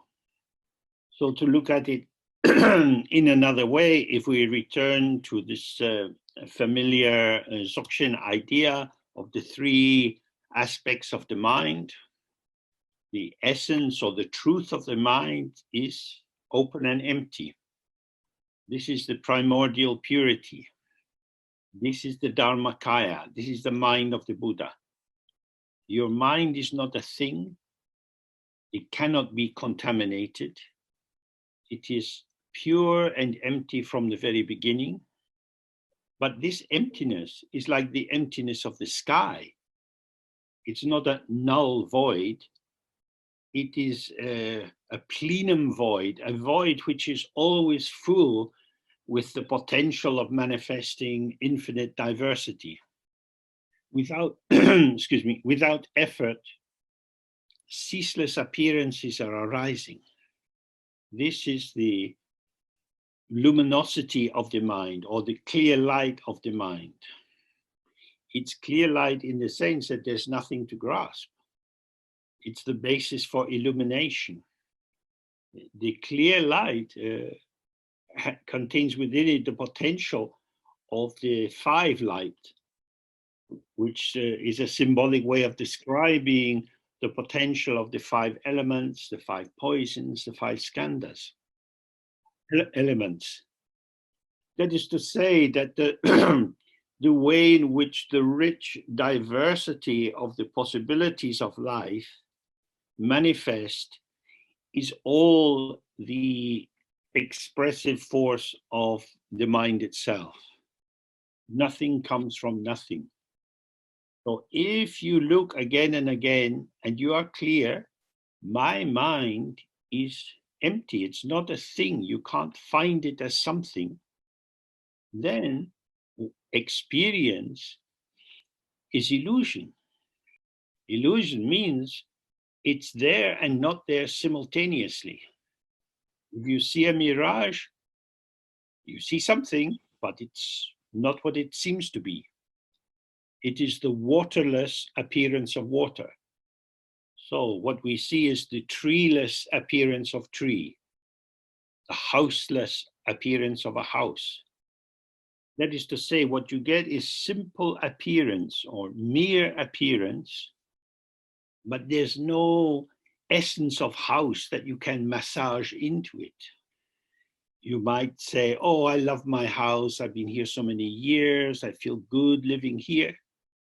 This doesn't add any houseness to the house. These are the qualities of your experience of the house.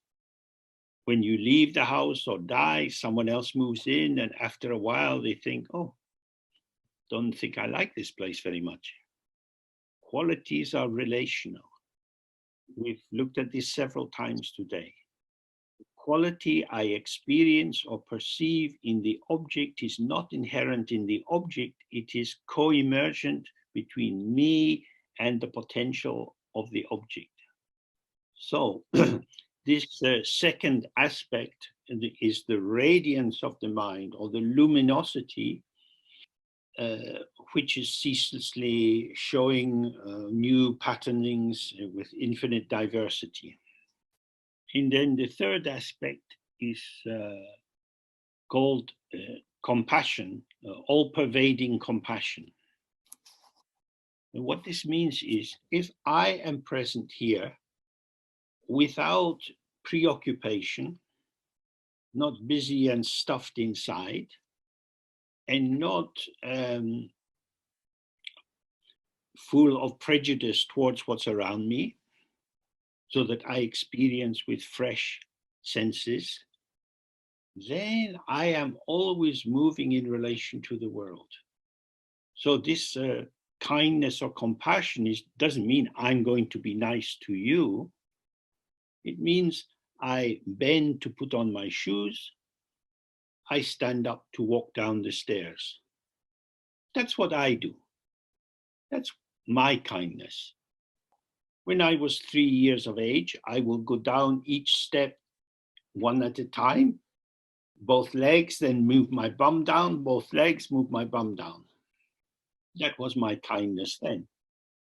Kindness means available for co-emergence. I'm not holding myself apart from the situation. I connect and respond.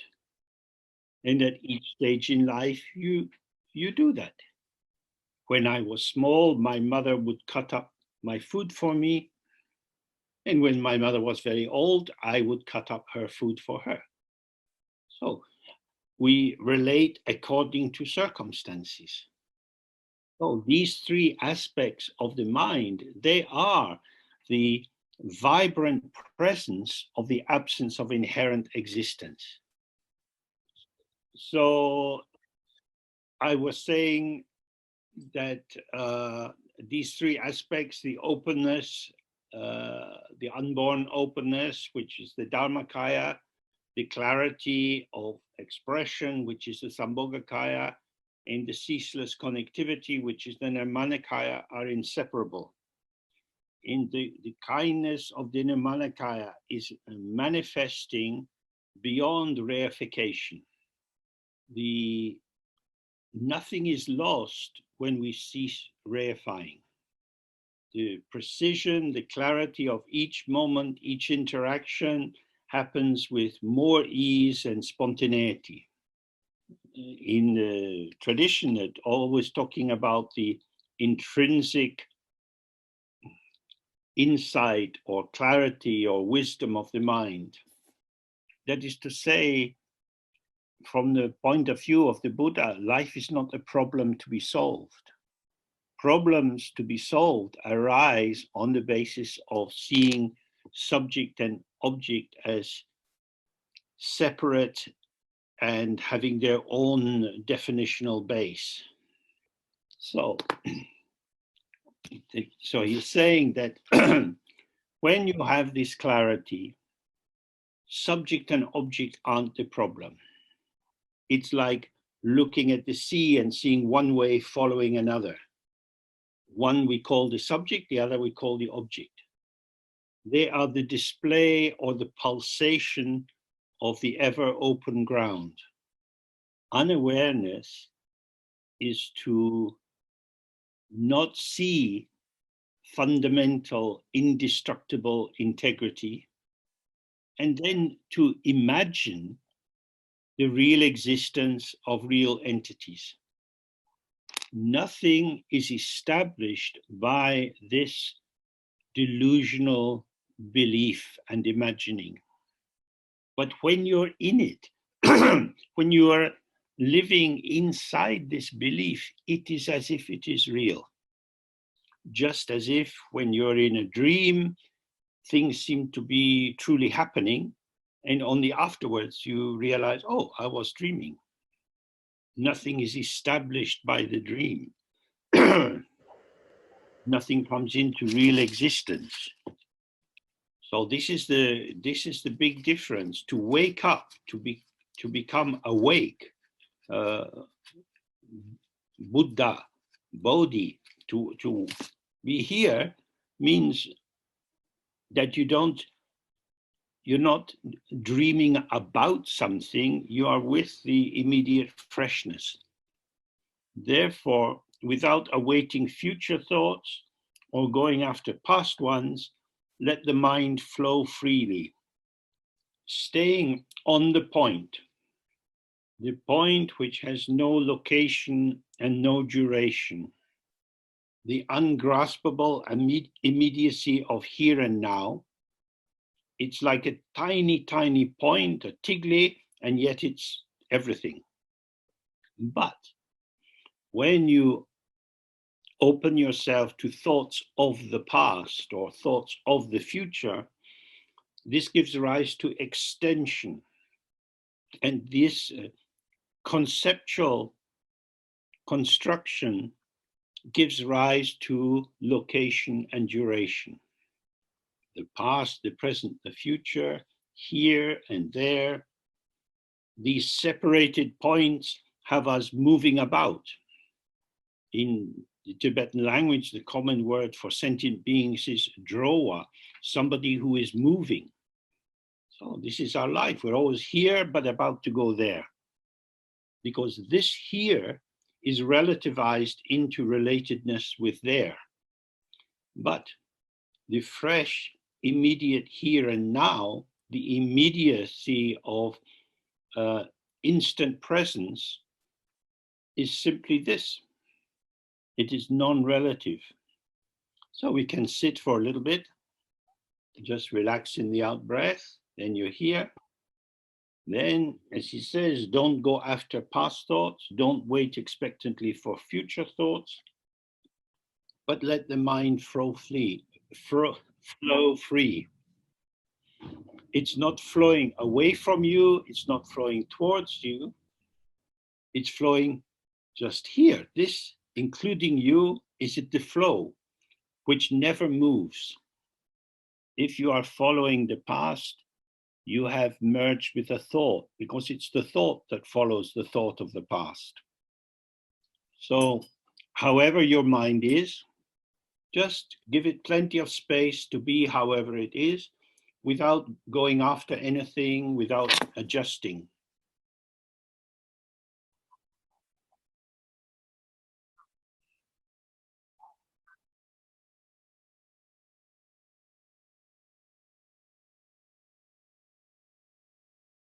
Okay.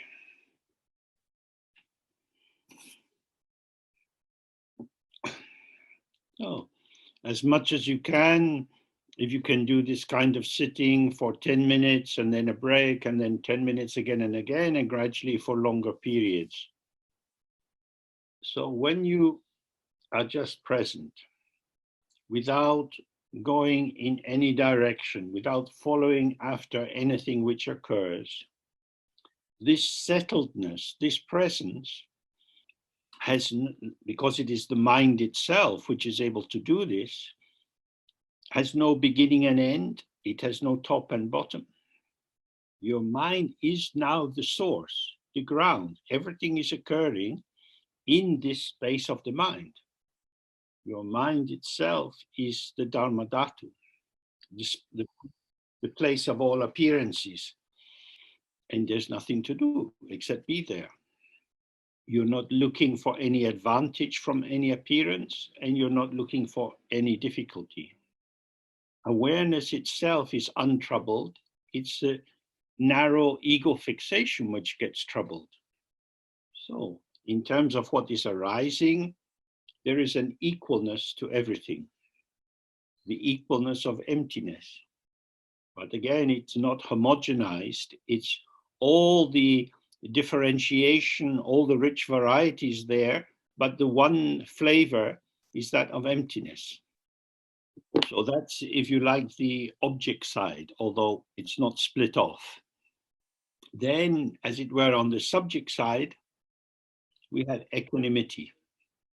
We are not pulled one way or the other. So this harmony between equalness and equanimity is the stillness of the mind itself. And this is undisturbed by the movement which occurs. The stillness of the mirror is not disturbed by the movement of the reflections. When disturbance arises, this is a sign that you have slipped out of awareness. This is not very good grammar. Nobody slipped anywhere, but it is as if there is a slippage out of awareness with a concentrating identification into one part aspect of the field, I, me, myself. And as soon as this happens, there are hopes and fears, wanting more of this, wanting less of that. This is not a mistake. You haven't done something wrong. It's just a kind of tensing up. Just allow that moment to pass. Then here you are back on the point. But because if you conceptualize this slippage as an error, a mistake, I got it wrong, what should I do? It will just get thicker and thicker and thicker. So if you were going to make a sandwich and you put one kind of cheese, then mustard, another kind of cheese, then some chutney, some tomatoes, and then some salad, then a third kind of cheese. Now the sandwich is so big, how can you bite it? But the ingredients are good and important. So with true dedication, you eat and eat and eat. Then you notice you don't feel very light and free. So this is the same for your mind. If you eat huge sandwiches of thoughts and feelings and memories and plans, your psychic stomach will become very full and heavy. The ego makes these sandwiches. Awareness never does. The awareness is naturally satisfied. This is the meaning of Dzogchen, complete, perfect, or the whole. It doesn't need more. So the meditation instruction, let the mind flow free, allows you to do less and see more. So he says, with this, that is to say, when you practice in this way, the awareness of the one who understands, thinks, or perceives is the arising of the intrinsic radiance of awareness itself. The central point that Gombo Wongya has been underlining is that there is not even one atom of true existence anywhere. There is no subject who does understanding or thinking or perceiving. Moreover, the activities of understanding, thinking, and perceiving are not established as anything and do not establish any object to attend to. So don't enter into judgment. it's not that understanding is bad or wrong, that thinking is bad or wrong, or perceiving is bad or wrong. It's that reifying, taking things as truly real, and then grasping at them is like trying to see something by closing your eyes. So you may think that you're seeing, but you're just imagining. So that becomes the problem, because you can imagine the continuity of objects. You can imagine the enduring truth of yourself. I have always been me. This is how I am. I know myself. This kind of nonsense is easy to believe in. But without wasting energy in imagining, if you are present, you will see thinking arises and passes, perceiving arises and passes, imagining arises and passes. To stay on the point is to be present in the immediacy, to think about, to talk about, to worry about, is to be mediated.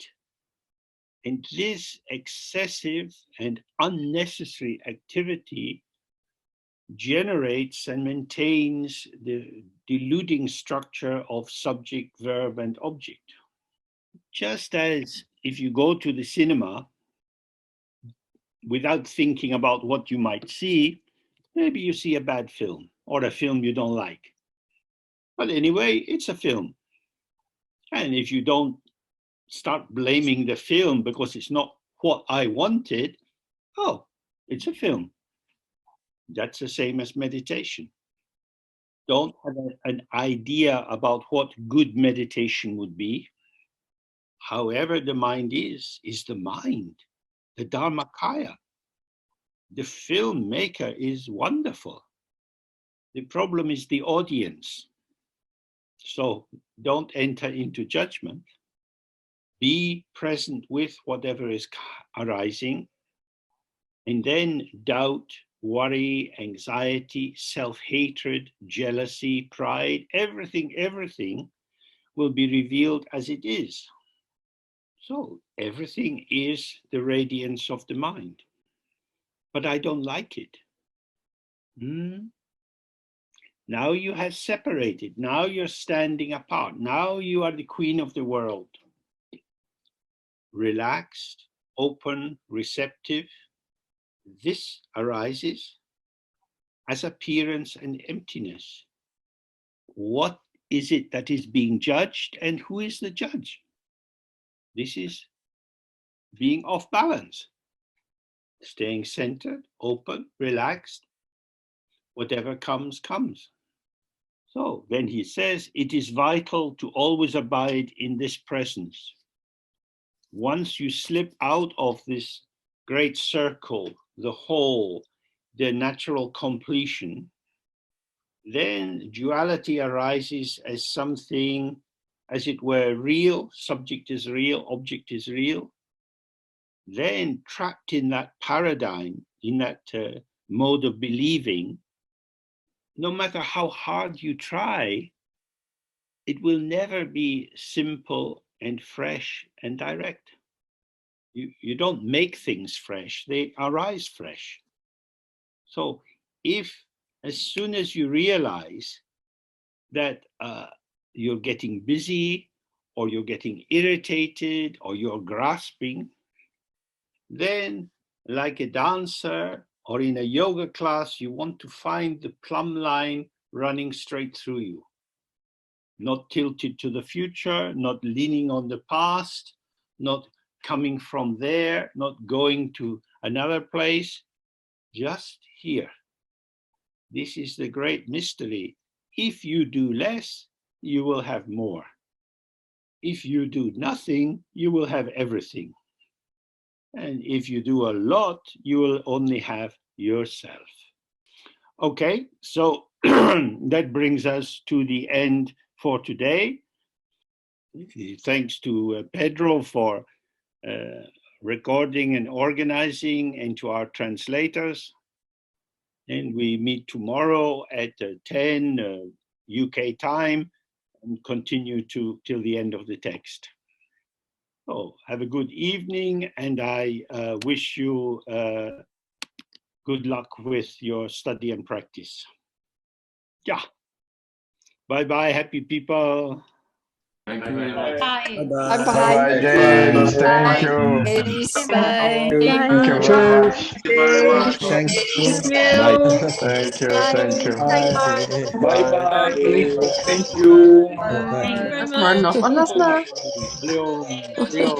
Thanks, James. Thank you, James. Ciao. Thank you. Bye.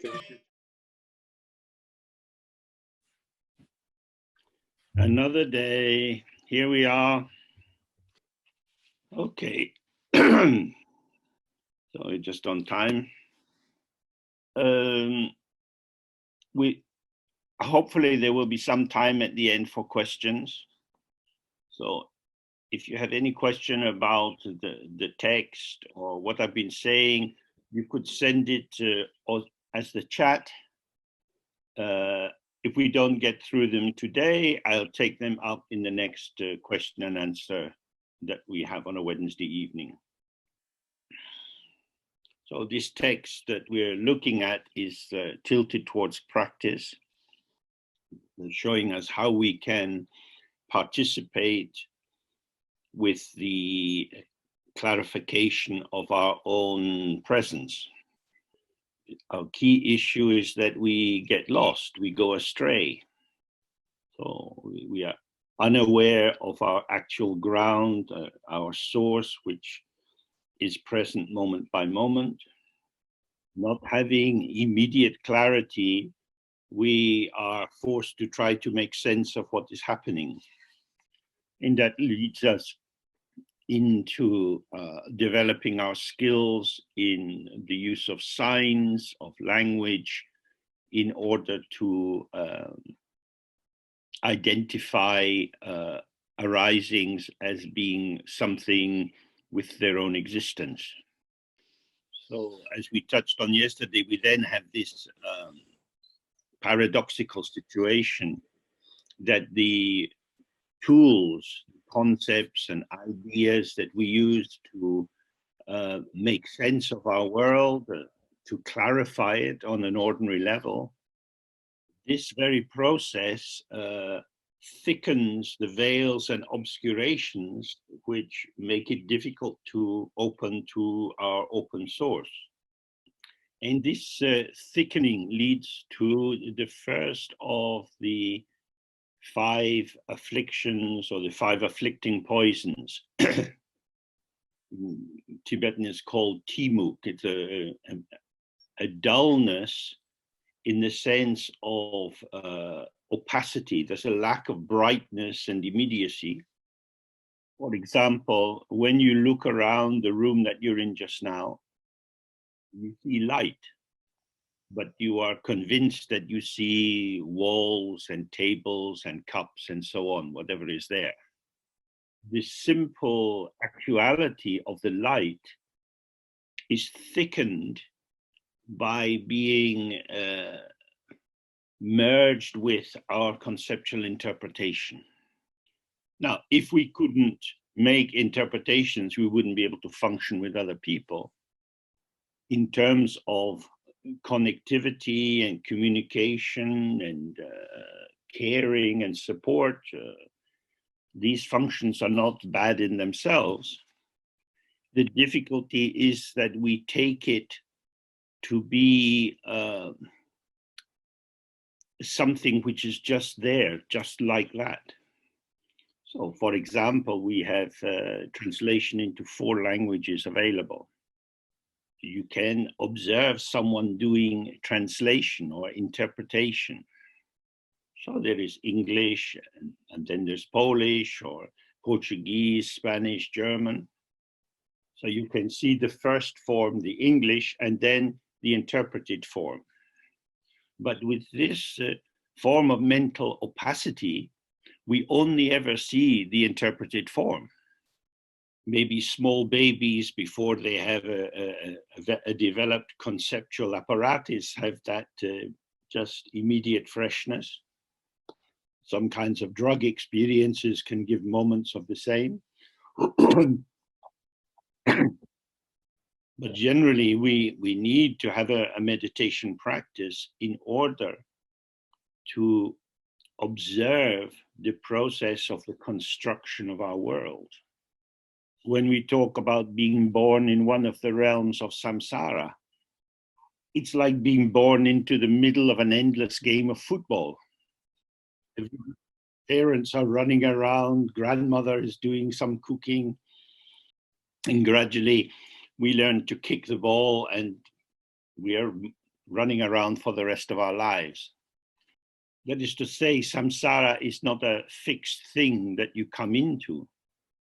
It is a mode of participation, the mode of taking the game seriously and believing in the true existence of the players. Each of the 6 realms has its own rule book or culture, so that the participants entering into that particular mode of the game of let's construct our world follow the guidelines according to their species. Ordinarily, we are wound into this process of interpretation without really seeing what's going on. When we start to do some shine, some quiet sitting, where we're observing the sensation at the nostrils, whatever, we start to have a sense of the movement of our thoughts as a dynamic force. If you lose your focus on the sensation at the nostrils, you find yourself merged with or carried away by a thought or a feeling or a sensation. So the experience of just being focused on the breath starts to feel quite stable and simple. We start to see that this is what is filling our attention. But then when we get distracted, we merge into the thought or feeling and so on. And then whatever we fused into carries us, and then it dumps us. And suddenly we're somewhere else. And when you get up from your sitting, you might go to the kitchen, you make a coffee, you maybe have a slice of cake. The cake is finished, but the coffee is still there, so have some more cake. You don't need more cake. You didn't have an intention to eat a lot of cake. But somehow you find yourself, it's not as if you're intentionally doing it, you find yourself reaching for the cake. So the gestural movement of taking and cutting and eating, this is a known practice that you have. It has been rehearsed for a long time. When children 2 and 3 years of age and they're starting to feed themselves, this process is often very slow. They realize just what a lot of work it is to have to stay focused and put the spoon in and lift the spoon and eat it and do it again and do it again and do it again. But gradually it becomes automated. There is a kind of embodied template for how you go about eating. So what we looked at yesterday in terms of these 3 wheels or contents, the subject, the verb and the object, they start turning by themselves. There comes to be a kind of ongoing momentum to the various habit formations of our life. We learn to organize ourselves around clock time. Clock time is conventional, invented, artificial.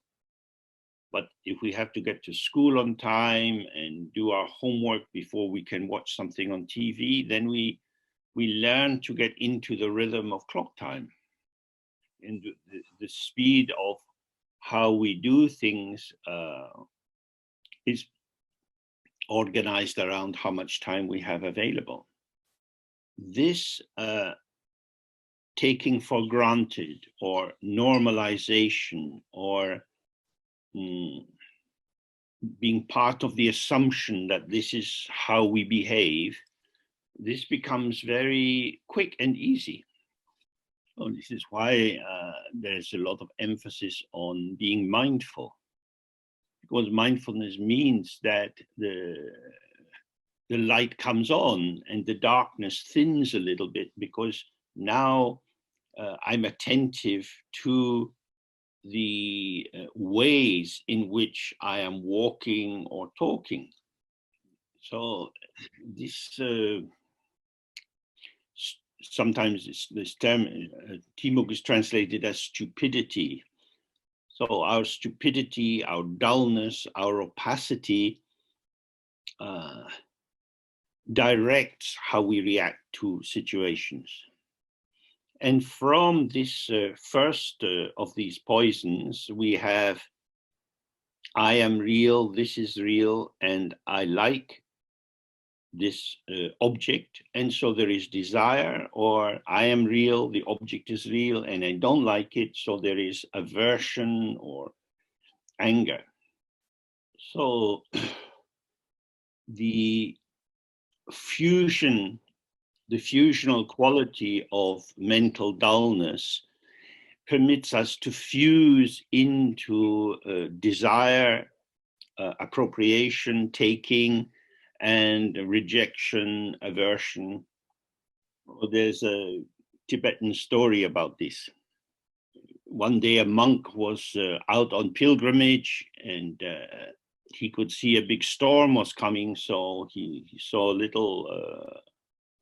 little house in the middle of a plain, and he went there and said, knocked on the door. The door was opened by an old woman, and she said, oh, what do you want? And he said, I need shelter from the storm. So she said, okay, you can come in, but only if you do one of three things. You can sleep with my daughter, or you can kill a chicken for the supper, or you can drink some alcohol. So the monk said, I'm a monk, I'm not allowed to do any of these things. But he could see, oh, the storm is really going to be bad. So he thought, okay, I'll take some alcohol, but that's all. He came in and he had started to drink. Then in the morning, he woke up in bed with the daughter with the blood of the chicken on his hands. So it's a simple story. Clearly, the alcohol is this mental dullness, and there is desire and sex and aversion and killing. So as we know, in many traditions in Buddhism, there are a lot of rules and regulations. In order to maintain these vows and commitments, we have to be able to be quite mindful of what we're doing. So we in the general Buddhist teachings, they say you need to be clear about what is to be adopted and what is to be rejected. We should adopt virtue and avoid anything which is harmful to other people or other living creatures. But this tendency to fusion, to identification, to merging into what is arising is very deep in most of us. And if you observe all the different points where you can get fused and lost, you would make a very long list, like the list of the monk's vows. So in the traditional example, this is like trying to kill off the tree of samsara by plucking off the leaves. I'm not going to do this, I'm not going to do that, I won't do that. But the leaves keep growing, new leaves arrive. The trunk of the tree, and in particular, its root is still there. So in our practice, we are concerned to dissolve the root so that this whole structure of dualistic engagement vanishes by itself. And this root is the belief that things exist in and of themselves. I am real and everything around me is real. This is so close to us, it's almost invisible. This is why the theater and cinema is useful, or reading novels. The characters you encounter in these forms of art only exist when you believe in them. By pouring your attention and your willingness to participate into the film or the novel, it comes alive for you. Otherwise it's just people walking about dressed in clothes or marks on a piece of paper. If you live in the city, you can go into the center in the time when people are going to work. You see people walking down the street. Gradually, some are going through this door, some are going through that door. As they cross the threshold into the building, the person becomes a teacher. In entering into the building, this identity is suddenly flowing through them. And until the end of the working day, they manifest in the form of a teacher or a banker. It's not just something that we do, it pervades our posture, how we speak to other people, tone of voice, entitlement, authority. Many things now become seemingly natural. A quality of our empty potential. Due to causes and circumstances, we can manifest in many different ways. But very often we are not aware of that transition. We just flow into it, and this is me, and then this is me, and this is me. But if I have been this, how can I be that? Nowadays, many teachers report that children are not very well behaved. That is to say, they find difficulty of entering into the drama of the classroom. They prefer to bring the drama of the playground into the classroom. That's a problem for the teacher. It's also a problem for these students when they leave school, because if you can't align yourself with a social formation, you won't be able to hold down a job. If you go to India, you see these sadhus who renounce the world and go and live very simply in the jungle. And some of them, when they have their fire, they're burning wood, and so they collect the ash, the vibhuti. And then they have to put the 3 fingers into the ash and put it across the forehead and down the arms and around the neck and so on. Nobody sees them, but they're still saying, I follow Shiva. Because alignment with formations of culture, whether we call them religious or economic, is part of the human condition.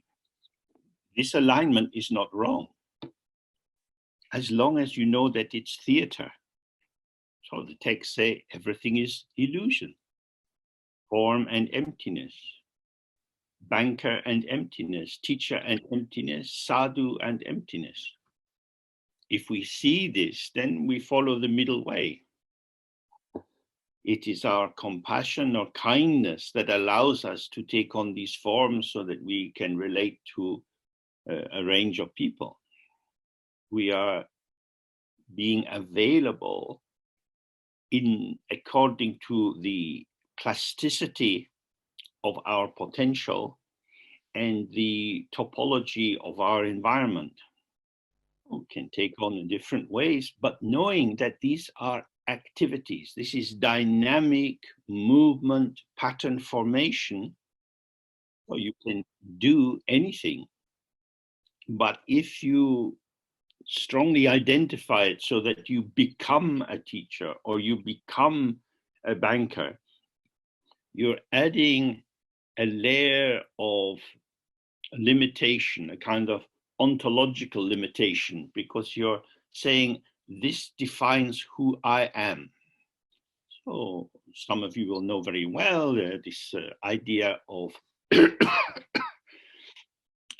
dung or translucency, that if you take a crystal ball and you put it on red cloth, it will look a little bit red.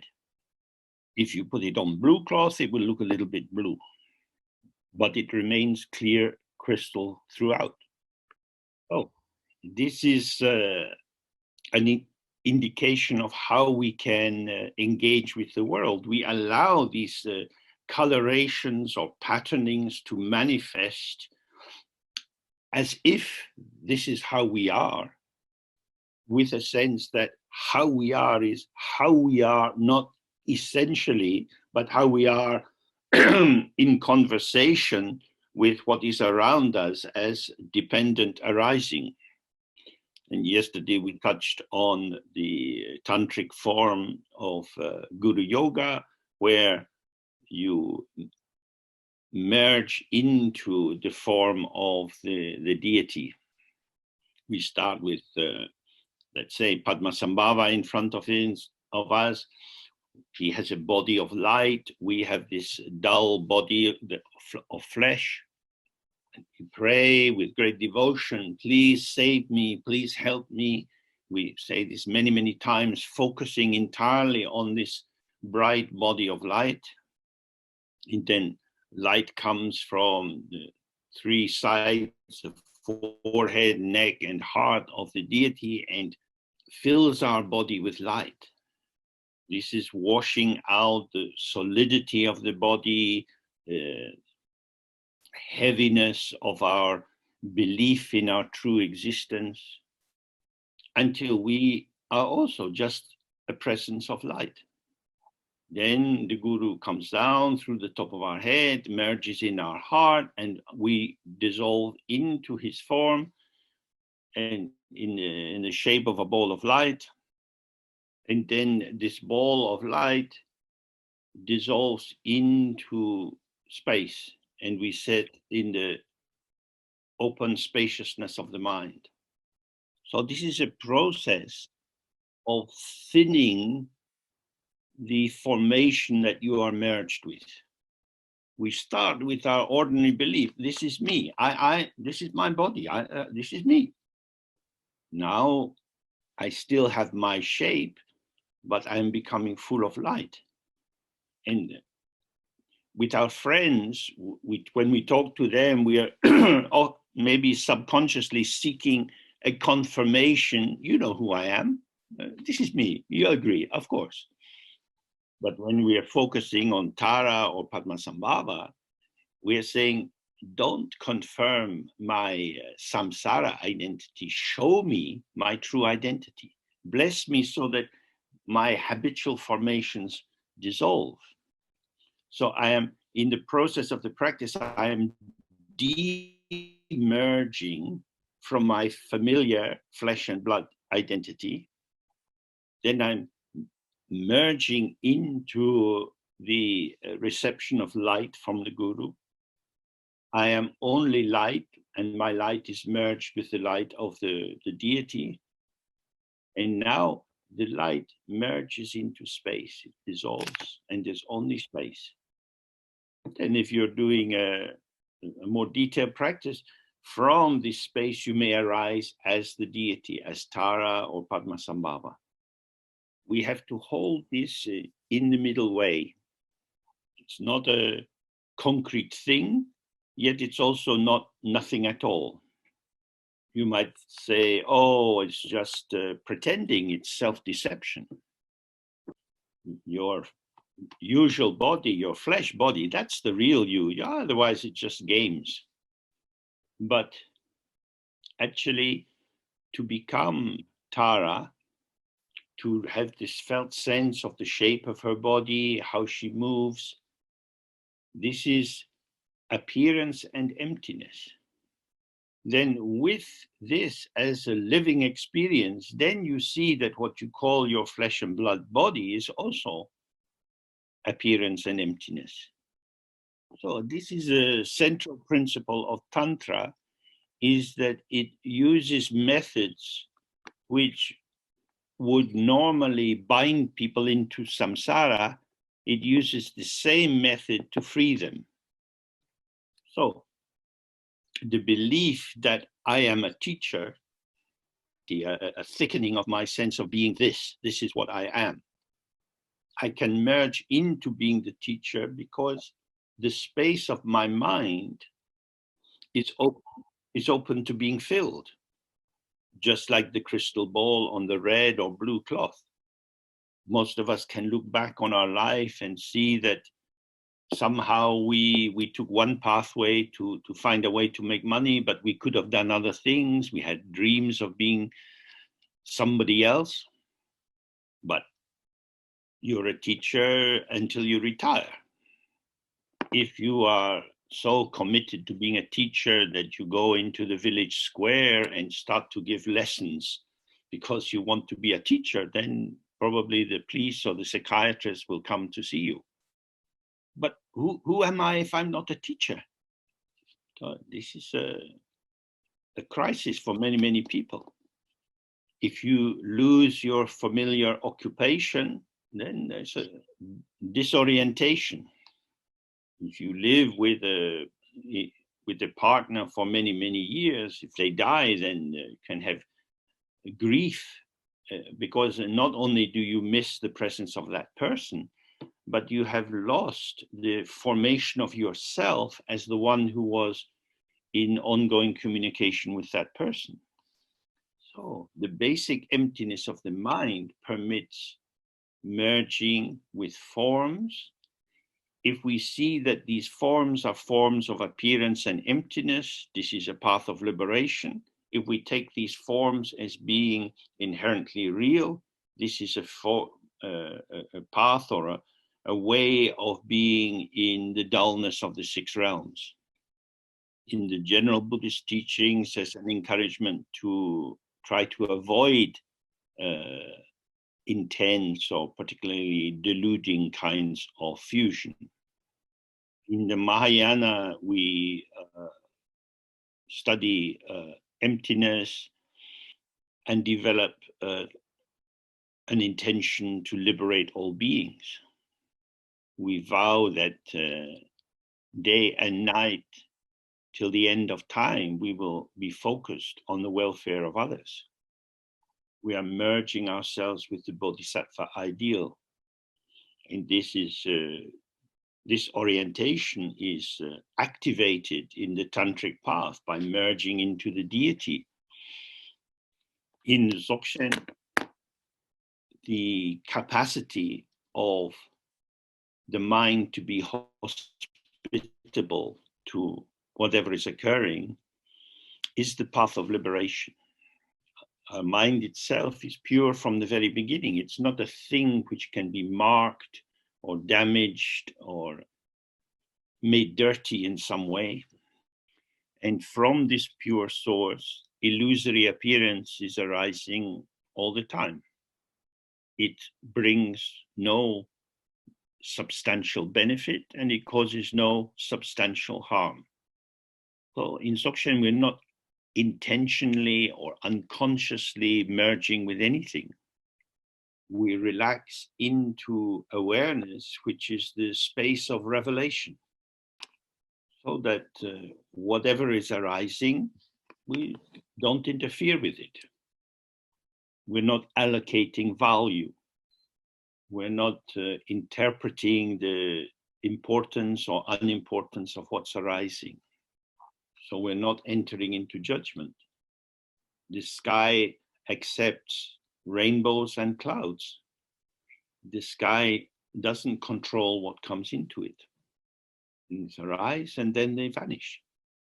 So when we really see the profound clarity of these examples, then we relax in the practice. We say this is Zopa Chembo, is already complete. It doesn't need my effort to improve it.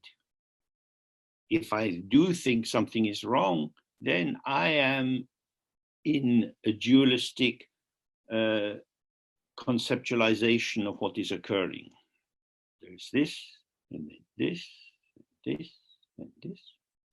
Self-arising and self-vanishing. Then we see that the mirror is always pure, whatever reflection is arising in it. The crystal ball is clear, even if it looks slightly red or blue. When you relax into the openness of your mind, if sadness arises or regret or some feeling that you would think of as negative and your ego self would want to get rid of, then what's important to see is, oh, this is already thickened. Oh, I feel this grief. And immediately I can link the grief to the death of people I know or some difficult circumstance. So the grief itself starts to draw in further signification, which merges into it. This is mental activity. And it arises on the basis that something is there. When you feel grief or sadness, keep it simple. Being sad is part of life. Having regret is part of life. It arises, there is that taste, then it's gone. It is a feeling, not a cow. If it was a cow, you could milk it and that would be useful. But if you try to milk concepts, you just get thick confusion. Okay, let's do the Guru Yoga of the white R and then we have a break. So simple white letter R in front of us with the light around it, and we make the sound and relax into the sound and then open.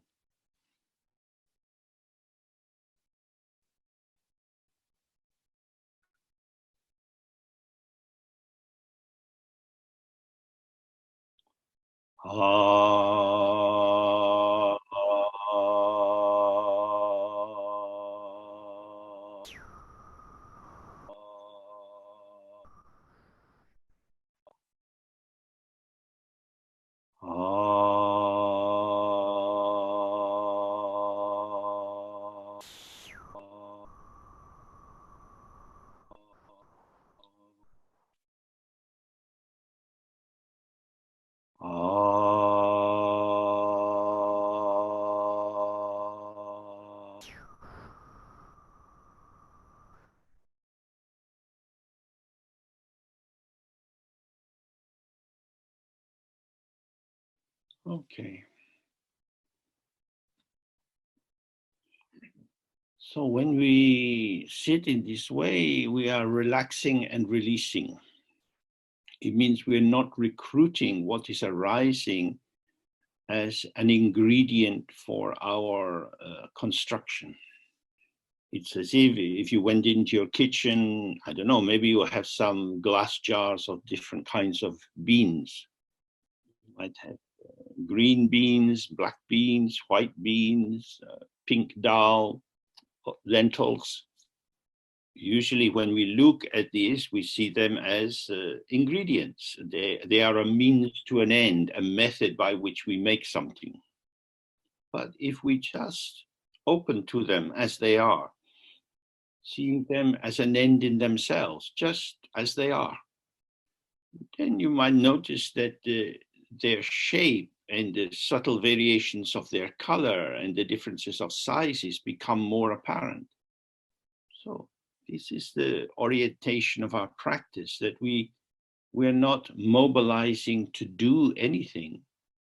Rather, we are simply receiving and appreciating how it is in this moment, and then it's gone. Okay, so we're back at 1:45. Have a good break. People. Hi. Okay, time for the break.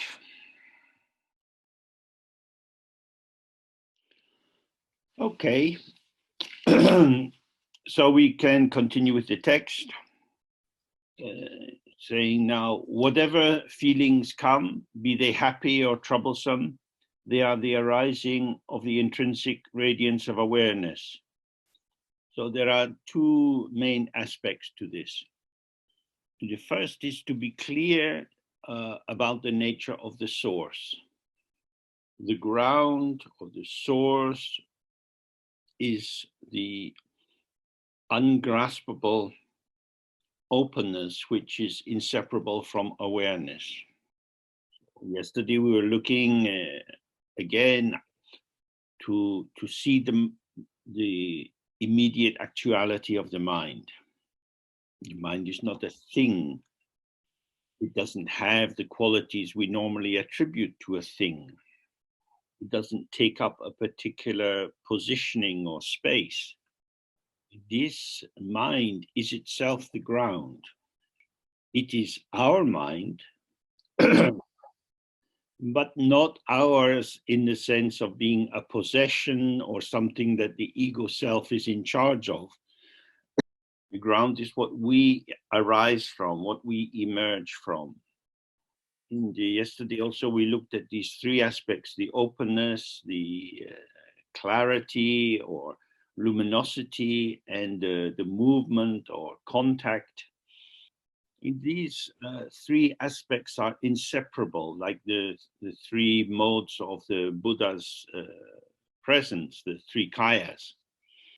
Because we communicate through language and our language comes out in a linear form, there is this and then this and then this. It looks as if there are three different things. But these are like the three facets or faces of a crystal.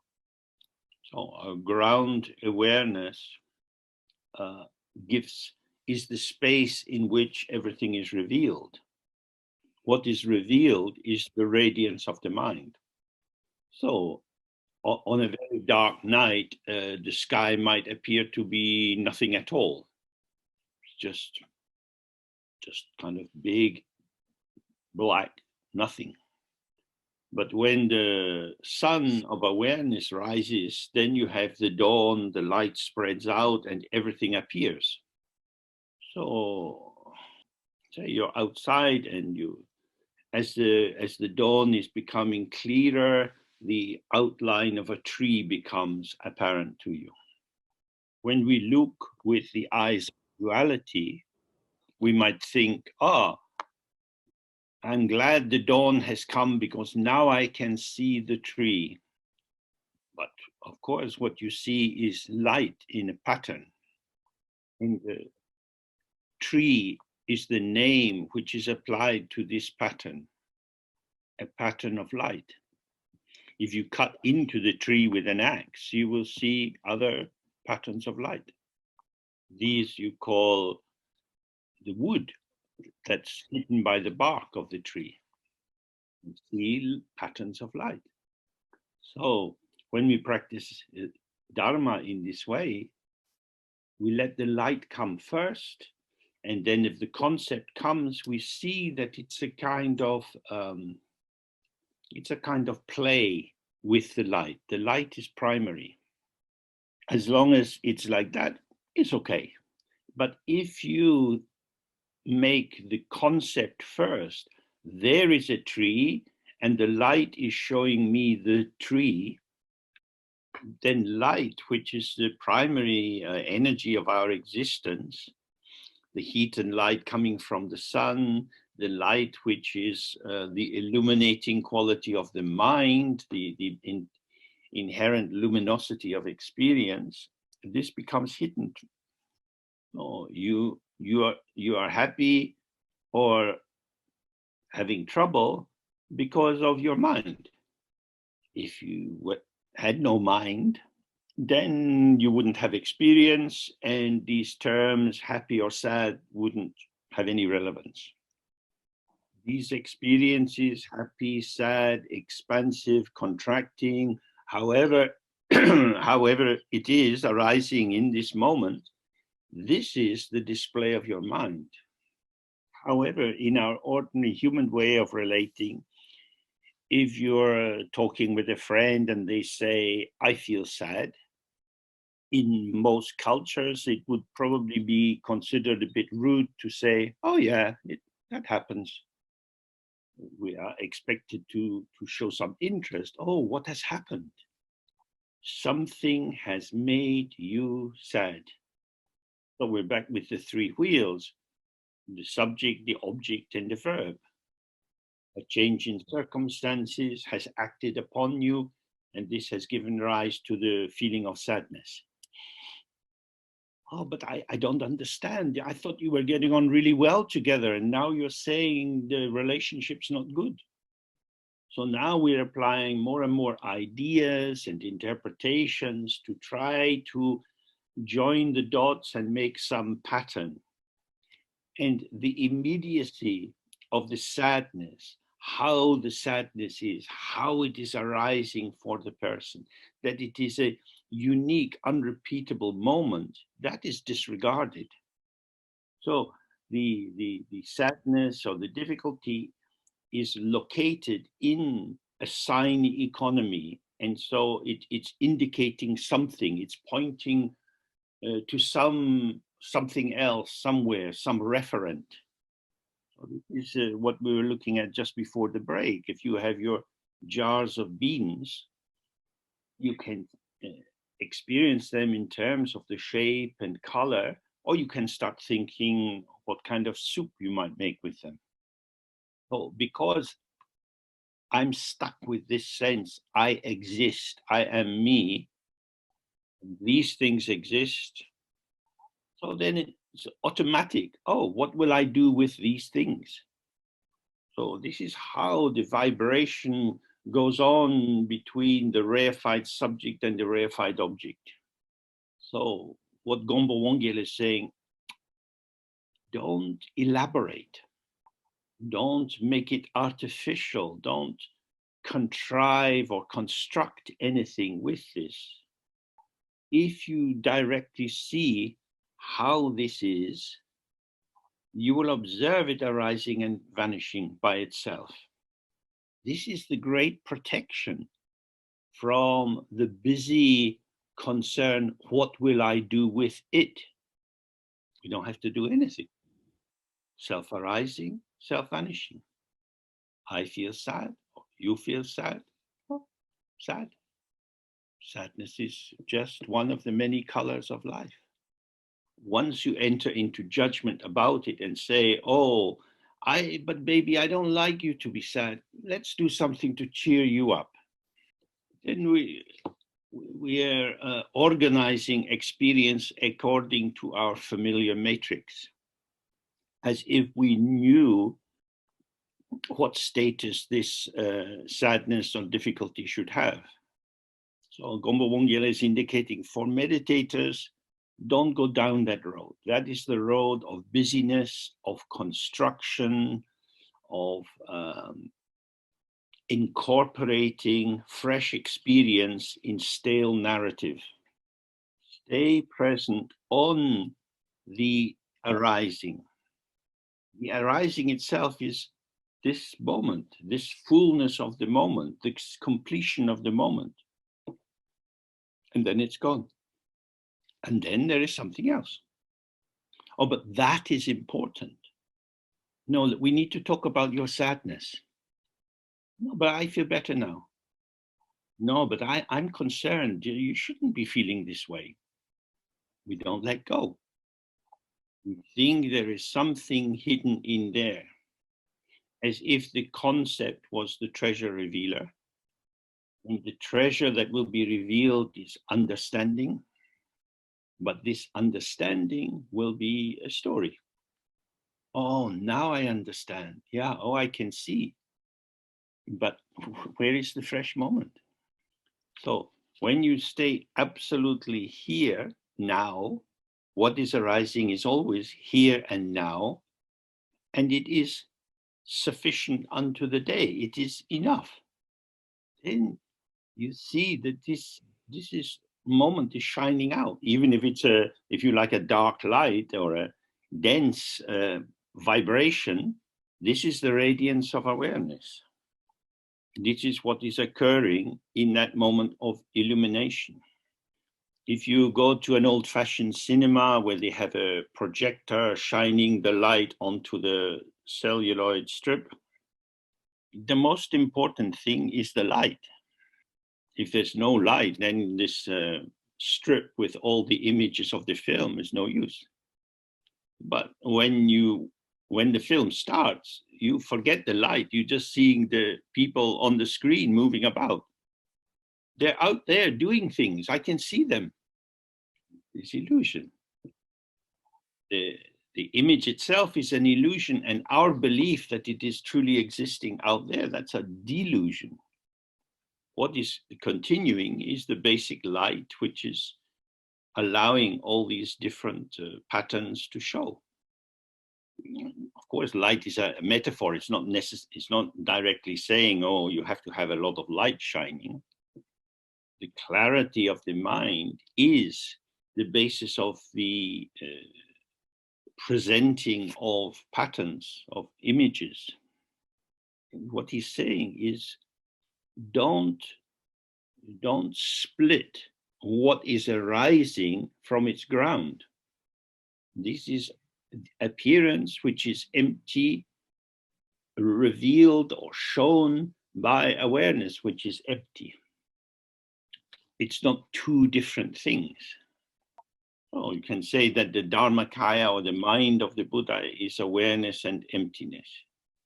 The Sambhogakaya, the radiant mode of the Buddha's bodies, of that what you see with Amitabha and so on, this is clarity and emptiness.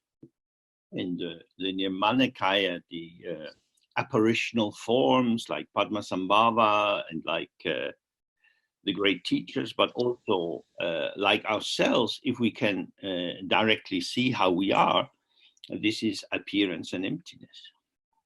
We live in a world which can seem very, very complicated. There seem to be so many causal and situational factors operating in climate change, economic difficulties, electronic structures, and so on. There is always a lot to investigate, to think about, to analyze. Because of this interpretive structure we bring, number one, something has happened. Number two, what does it mean? But what he's saying here is, if you look and you see that the ground source is the empty, open, always unobstructing, ungraspable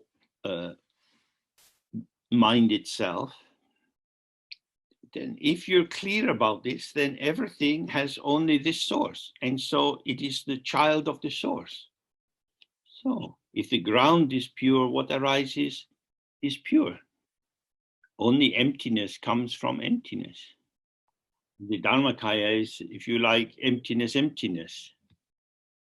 And it gives rise to this form kayas, the form bodies or modes, which are emptiness showing itself as appearance, unobstructed clarity, and so on. So often children, when they're maybe 4 or 5, they get used to asking lots of questions. And you cook them some food and they say, what is this? No, this is food, this is your dinner, eat it. Then they might ask, do I like it? It's a very nice question.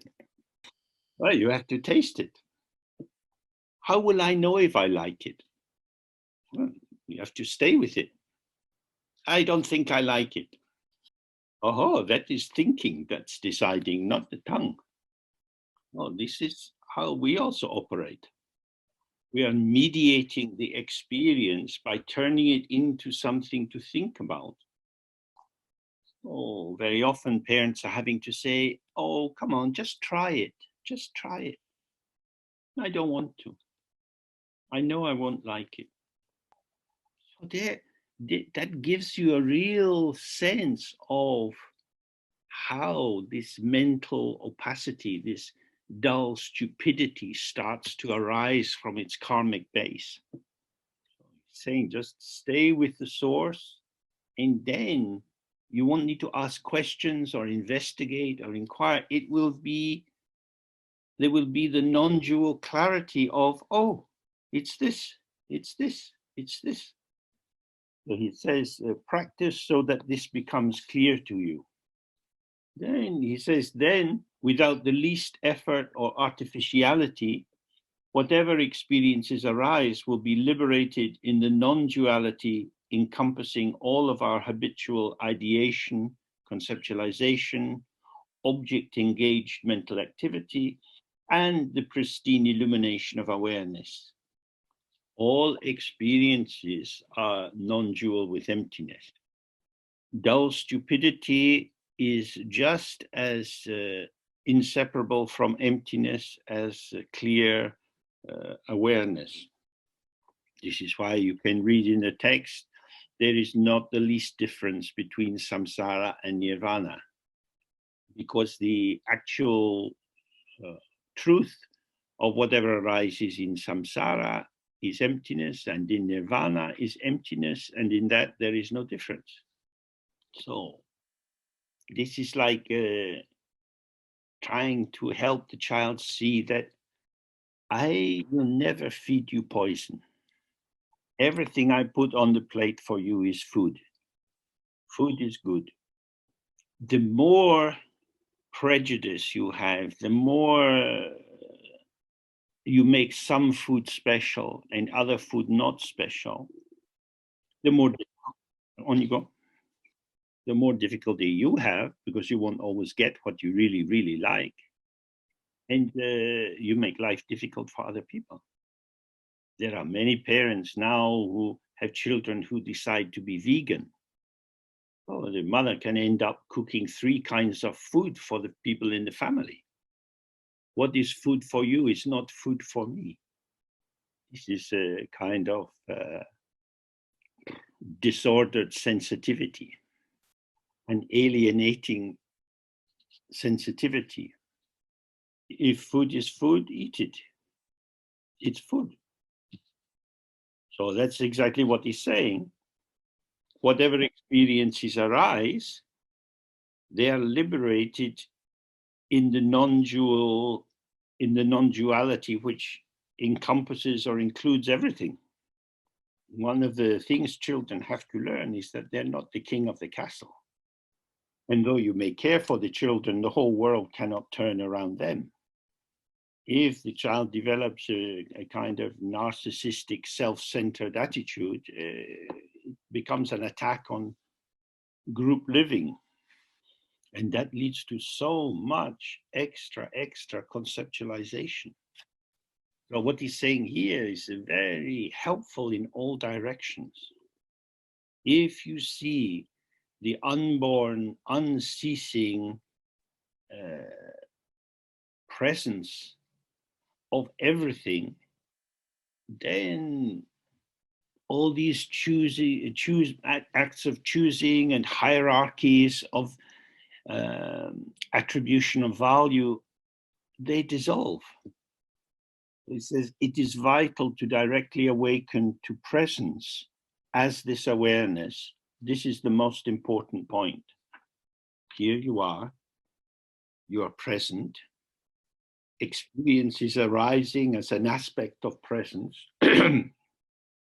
If you stay present as presence, if you awaken to the inseparability of presence and its ground of emptiness, then everything that presents is inseparable from presence. Like the reflection arising in the mirror. They are not two, they are not one, they are non-dual.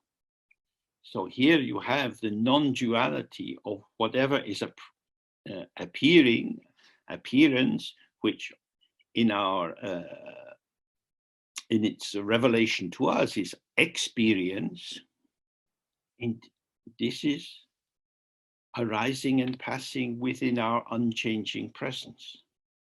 It's not that this is happening to me, but rather I, in the sense of simple presence, I, devoid of being someone, somewhere, liking this, not liking that. And there is this ceaseless flow of the radiance of the mind. So he says, this is the most important point. Otherwise, good things arise and you go towards them, bad things arise, you want to go away from them. And this reactivity makes it difficult to see how it is. For example, if you're holding a candle on a windy night, what you see will be flickering. But if you can have a consistent illumination, then the movement of what is arising is not so important. The ego will always say, but surely this is better than that.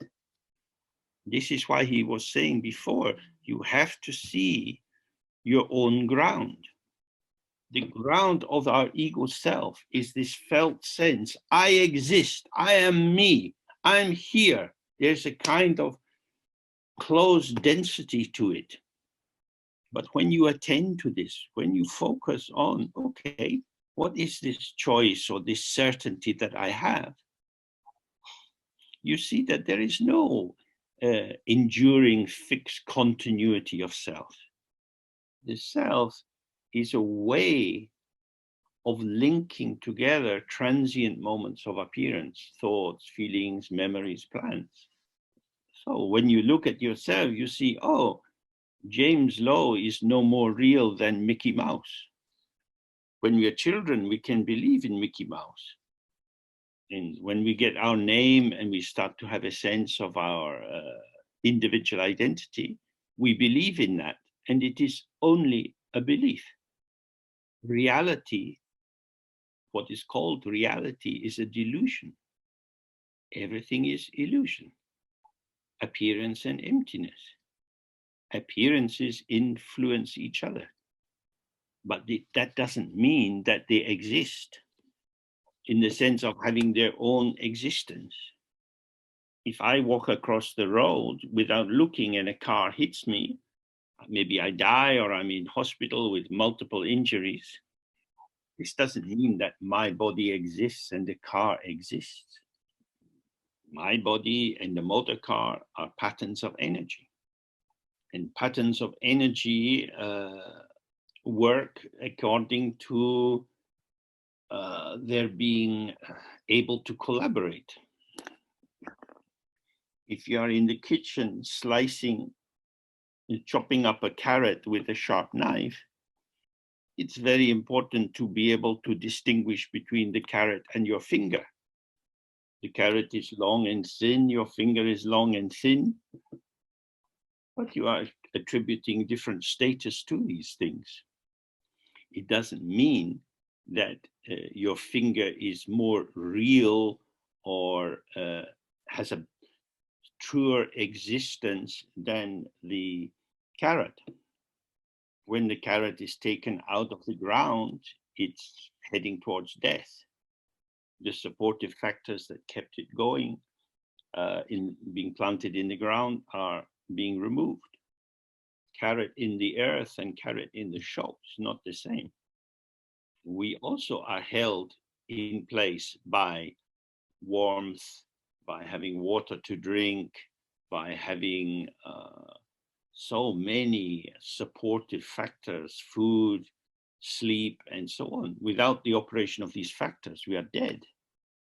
The carrot is a communicative appearance in a field of communicative appearances.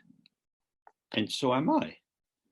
The fact that I can say, this is a carrot, this is James, doesn't establish any real existence in either of these phenomena, these appearances. So this is what Gombo Wongila is saying. Look at how you solidify your experience, how you veil the fresh immediacy of experience by the projection of interpretations. Generally speaking, we talk too much. We chat, we express our opinions about politics or people. We need to be careful with this. When you say, oh, I'm worried about this child, or I'm so sad my partner died, these comments carry with them a subtle undertow of reification. Well, he's saying it's vital to directly awaken to presence as this awareness. Direct means not thinking about it, not commenting on it, not judging it, but simply relaxing into the moment, which is here, always now, where the non-duality is evident. He says, furthermore, the pristine illumination awareness means our awareness which has an unsullied or original clarity. So he's not talking about the content of our mind, our thoughts, our emotions. He's more directly saying the lucidity, which is you, this basic possibility of experience, this is your awareness. And it is unartificial. It hasn't been made, it hasn't been modified from the very beginning. It is primordially open and at ease. It's at ease because being empty and open, it's not in danger. When the wind blows through the sky is not afraid. Sky has nothing to be harmed by the wind. But in the northern part of Britain, at the moment, there are very strong winds blowing. And this has blown down the electricity supply in some areas. There are 50,000 people without electricity. Oh, it's clear that conflict, friction arises when this meets that. And because we have been living in a world as separate entities, we are afraid. We don't want to get hurt. We don't want to get mugged if we go out in the street. And that's because we are this pattern. And patterns are altered by interaction with other patterns. But I'm me, and I don't want to get influenced in a way I don't like. So as long as your primary identification is on yourself as a construct, a pattern of the 5 skandha heaps and so on, then there is a vulnerability built into that identity. So yesterday we looked again, does the mind have a shape? Does it have a color? When you are clear about that, then you start to see, oh yes, the mind is like space. It's a vajra, indestructible. So it doesn't matter what happens. Awareness doesn't need to be protected against sadness or happiness or jealousy or pride. But the ego self, which is an emergence, a patterning within the openness of awareness, that ego self, in claiming a permanence, is always worried about being attacked or sick or undermined. And unfortunately, in language, we use the word mind to refer to both the mind itself as a non-dual awareness, unborn awareness, and we also apply it to the patterns of experience that arise. These two are not the same at all. Open awareness has clarity, and ego consciousness has opacity. So he's saying this awareness is of itself naked, unwavering, free of objects to rely on and the tendency to rely. Here he's talking about your mind, which is, if you like, is the mother of your life. This mother gives birth to all experiences without giving birth to anything.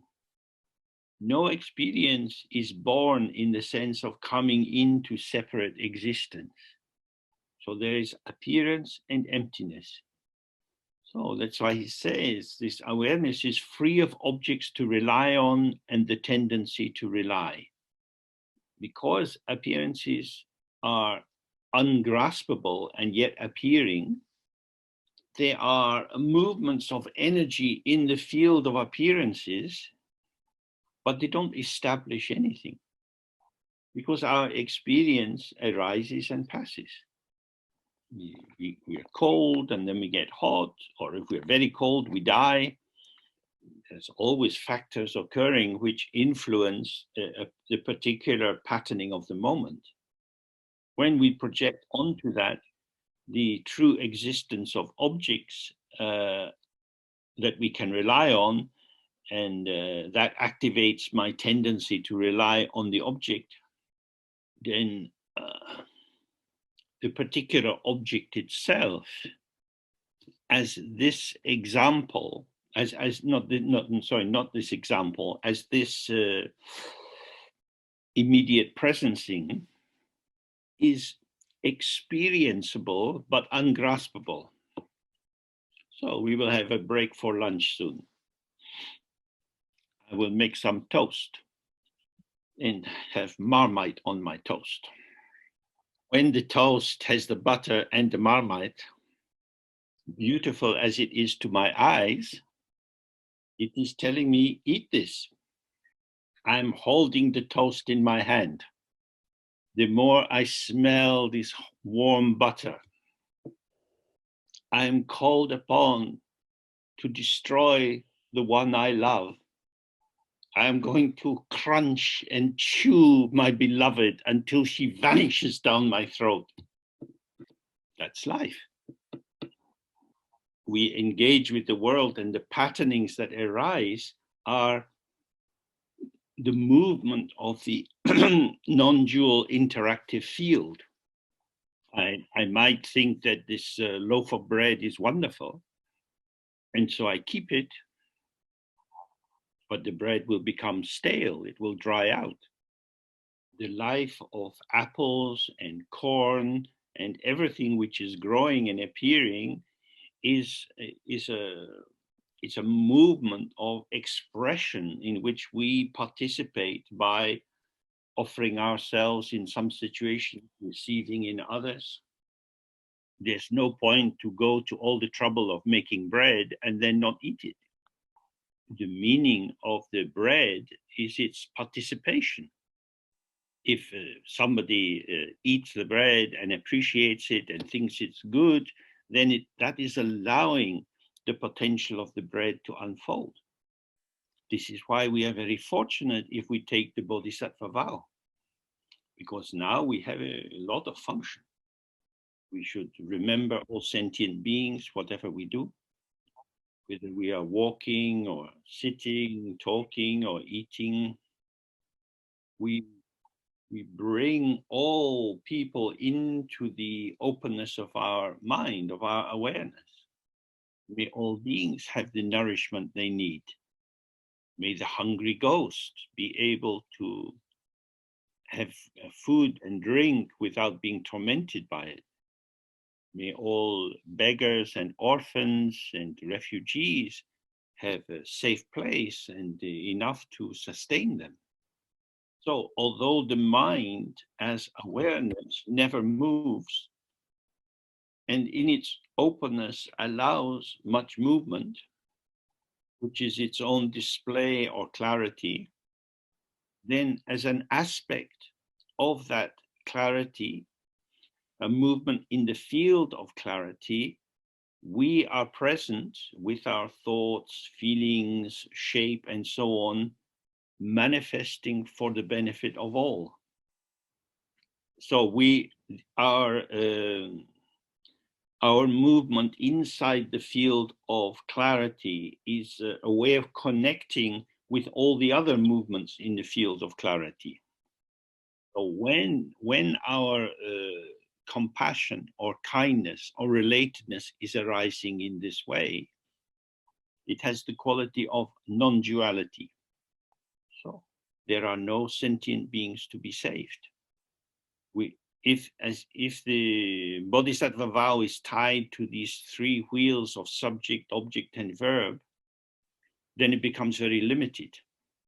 But when we see that I am presence, devoid of existence as an entity, and this is the same for all sentient beings in the six realms, we have the middle way. We are not saying they truly exist, nor are we saying they don't exist. They are appearance and emptiness, but this is hidden from them by the obscuration arising from their deluded belief in their own existence and the existence of all the artifacts they see around them. So when we interact with other people, again, we follow the middle way. We need to be available, open, receptive, but we are not receiving people. That is an interpretive concept. Somebody speaking to us, there's sound arising and dissolving, arising and dissolving. We see their posture, their gesture, their facial expression, and so on. This is movement of energy. So we are relating to energy moving in the field of energy, which is unborn because its source is unborn. So we are collaborating with the patterning within which we find ourselves. Even among human beings, there are many, many, many different kinds of life, let alone being reborn in another realm. So if we strongly hold, I am a human being, then we're using a concept to tell ourselves who we are.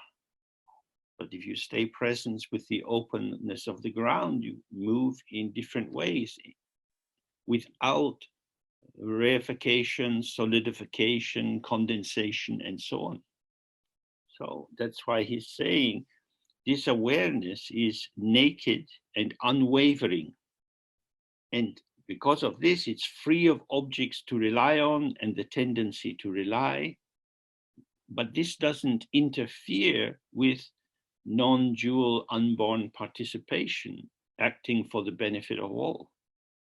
Okay, so we have a break now until the next hour, which in UK is 2 o'clock. So have a good break. Bye-bye, people. Bye.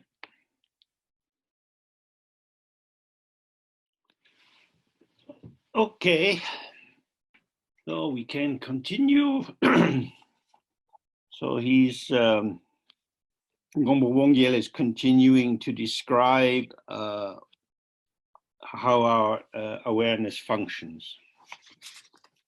He says, it is clear, bright, the original unchanging ground and sphere of all the multiple concepts that constitute samsara and nirvana.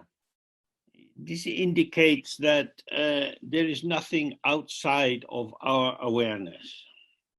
So you might say, oh, well, what about Africa? Well, you're here in London, how can Africa be in your awareness?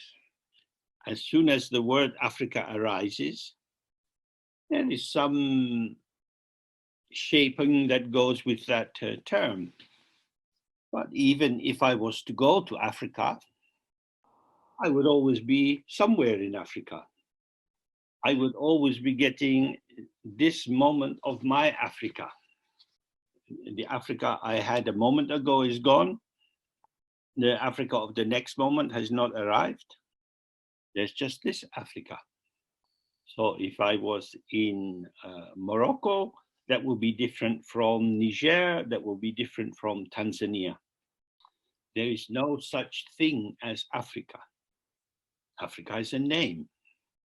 What you encounter is trees, bushes, anthills. The sun rises in the east, it sets in the west. Oh, if you at the anthill in the morning and in the evening, Even if you look from the same position, it will look different because of the shadows and the angle of the sun. Whether there is or isn't an objective reality, all that we have access to is our mind. And then the difference is whether our mind is clear or unclear. It doesn't mean that everything is a subjective fantasy. It means that without developing a subjective conceptual interpretation, you can have a direct experience, but whether experience is direct and clear or indirect and conceptually elaborated, the central point or the central basis, the ground, is our own mind. So if you want to tell me that you have a book of photographs of Africa, and if we look at the photos together, then I will be able to understand what Africa is like, then I would agree. By looking at these photographs, you will see what Africa is like. And then you can get your other book of photographs of India and compare and contrast, and you can say sometimes East Africa is like India. This is called having a hobby. Some people keep racing pigeons, some people like to go swimming, and some people like to compare and contrast. These are all activities which establish nothing. So he's saying, stay with the mind itself, and in its brightness, you will find everything is included. And nothing can be caught by the mind itself, and the mind itself also cannot be caught. So he says, be present with the immediacy of your own awareness, free of all hopes and doubts. Once you start thinking about things and developing interpretations and opinions, you are weaving the web of illusion. So he said, don't engage in unnecessary activity. When you do that, you become the doer and the maker. But if you have followed his teaching up to this point, you will see he's indicating nothing is made or created. How does the mirror make reflections? It doesn't make them, they arise. It has this is the immediacy of the quality of the mirror, just to show what is placed in front of it.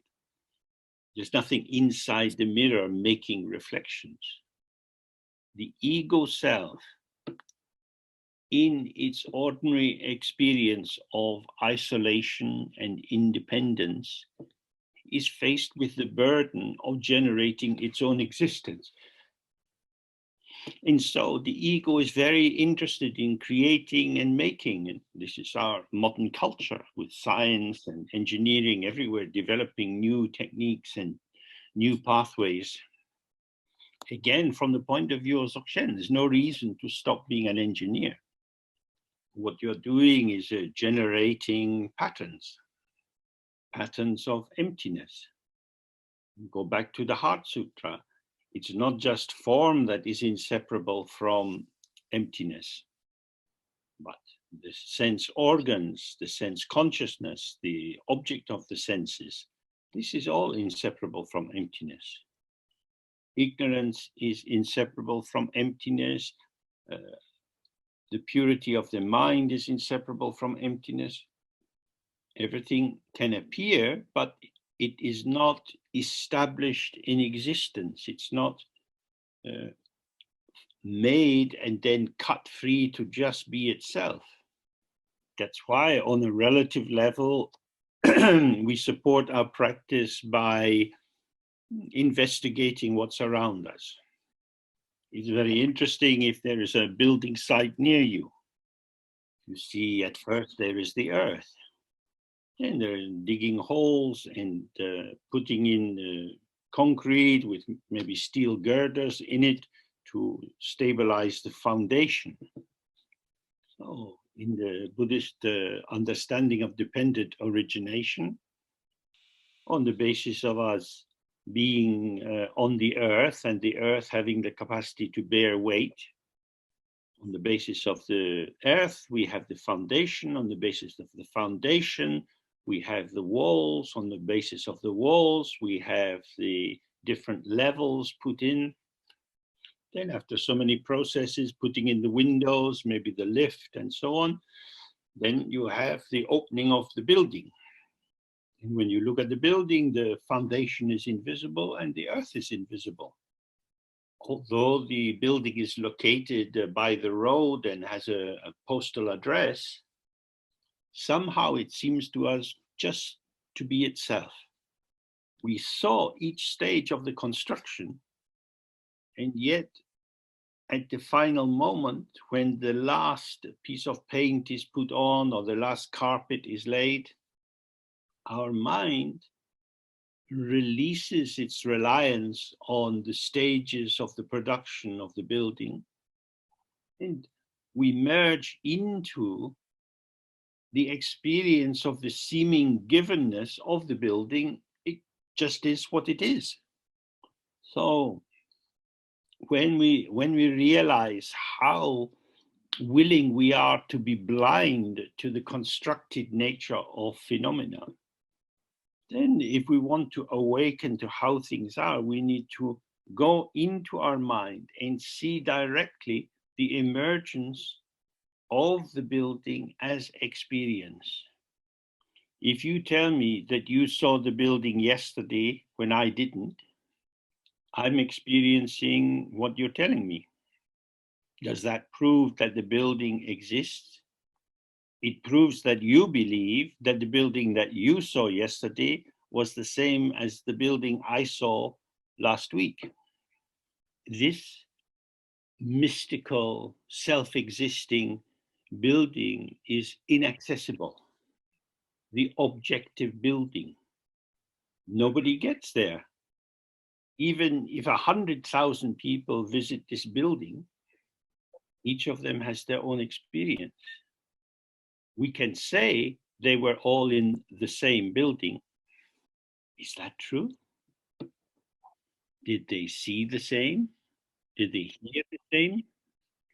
If you're getting old and you have a bad hip and the lift is not working, then the stairs are like some torture machine. And if you're young and healthy and in a hurry, you go up them 3 steps at a time. To say, oh, these two people were climbing the same stairs, that's kind of meaningless, because it's trying to take experience out of experience. This is at the heart of the Buddhist understanding. You know, Buddhism doesn't have a big history of killing heretics. We don't need to burn people because they have different ideas. They just have different ideas. We don't say there is one dogmatic truth. We say everything is empty, and emptiness is empty of emptiness. So you think emptiness is like this, I think emptiness is like that. Nobody can speak the truth about emptiness. So if you're happy telling your story about emptiness, good luck. And I'll tell my story about emptiness. Emptiness is not a story.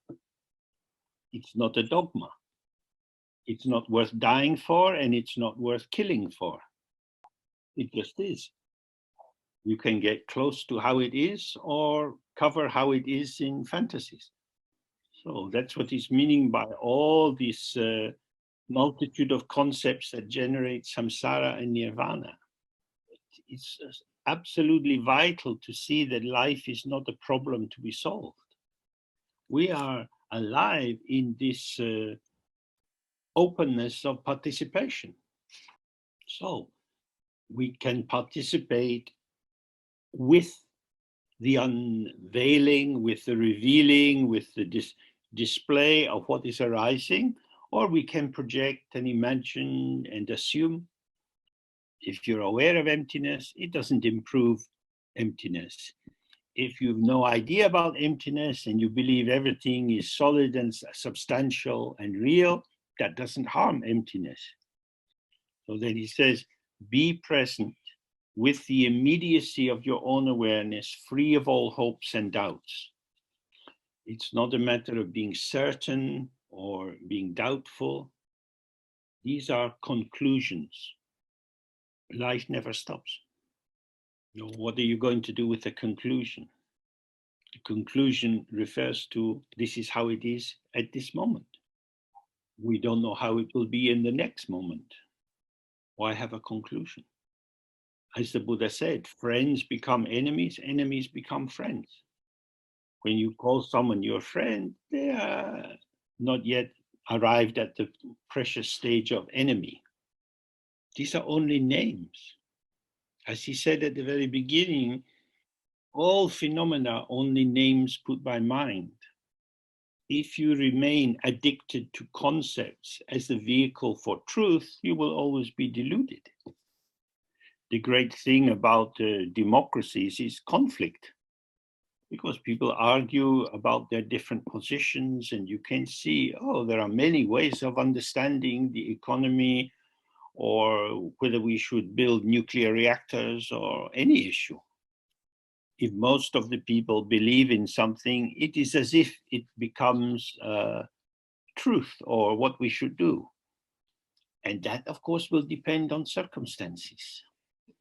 If it turns out that Mr. Putin will live for a long time more and become more intensely nationalistic and aggressive, and countries in Europe might decide we don't want to be dependent on your gas supply, which might mean they return to building nuclear power stations.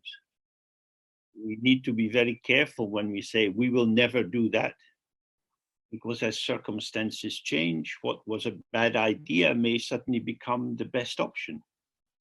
The reason I'm highlighting this is so that you can examine for yourself whether there is any proposition that politicians make or philosophers make or anybody makes, which is the actual truth. Can the truth be spoken? Perhaps all we can say is that according to these present circumstances, this seems to be true. On the basis of our axioms or assumptions and the organization inside this particular paradigm, this appears to be the case. So when you really examine this, you start to get a terrible headache. So many possibilities. That's why a lot of people don't care about politics. Oh, enough. I don't need that. But for us, we don't need to engage in that at all. We find our own mind. This is not a mystical clarity that has to be maintained in a hermitage in the Himalayas. You go, as I do, up to the high road into the supermarket to buy things. Some of the goods are good quality, others not so good quality, according to my experience. That's all. I am moving in this patterning of the world, which expands with hope and contracts with doubts. So he says, be present with the immediacy of your own awareness, free of all hopes and doubts. Awareness is inseparable from the sky, from the open space. Arising in this space is my experience of the quality of these tomatoes. 3 kinds of tomatoes. Some hope arises, then some doubt.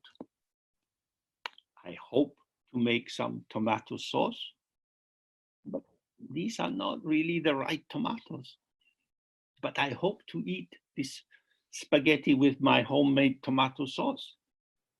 But looking at these tomatoes, I doubt it will be good. This is movement in the mind. Fortunately, it does not affect awareness. Awareness is calm and open And this movement of energy is rising and falling and going like this or that. So in the teachings it says, if you practice Dzogchen, you don't need to change anything in your behavior. If you are very particular about your tomatoes, it would be of no benefit to say, oh, but the truth of tomatoes is their emptiness, so it doesn't matter what kind of tomato I get. That would be to be without any discernment. In the tantric system of transformation, the purification of desire is the discerning wisdom that sees the precise qualities of each thing as it is without reification. Oh, if you like gardening or whatever you like doing, you can continue exactly with that. We are movement moving within this unborn field of unborn movement. So when you read about the yogis of the past, some were sleeping a lot, some were drinking a lot, some were kissing a lot. So if there is a question, but how should I live? Live as you live. Some people like to collect stamps. Some people like to be very concerned with gossip. But what about good and bad? Basics is not to harm other people, but you want to spend your time learning languages, you can do that. That's what you do. You have hands and feet and eyes and ears, you're going to do something. You could learn to make tormas. These are offering shapes made with tsambak. There are many, many, many different kinds. Then you would be an expert torma maker. Monasteries would invite you to come and make big tormas for their altars. Or you could collect, go travel around in Italy, going from village to village, collecting traditional recipes for making tomato sauce.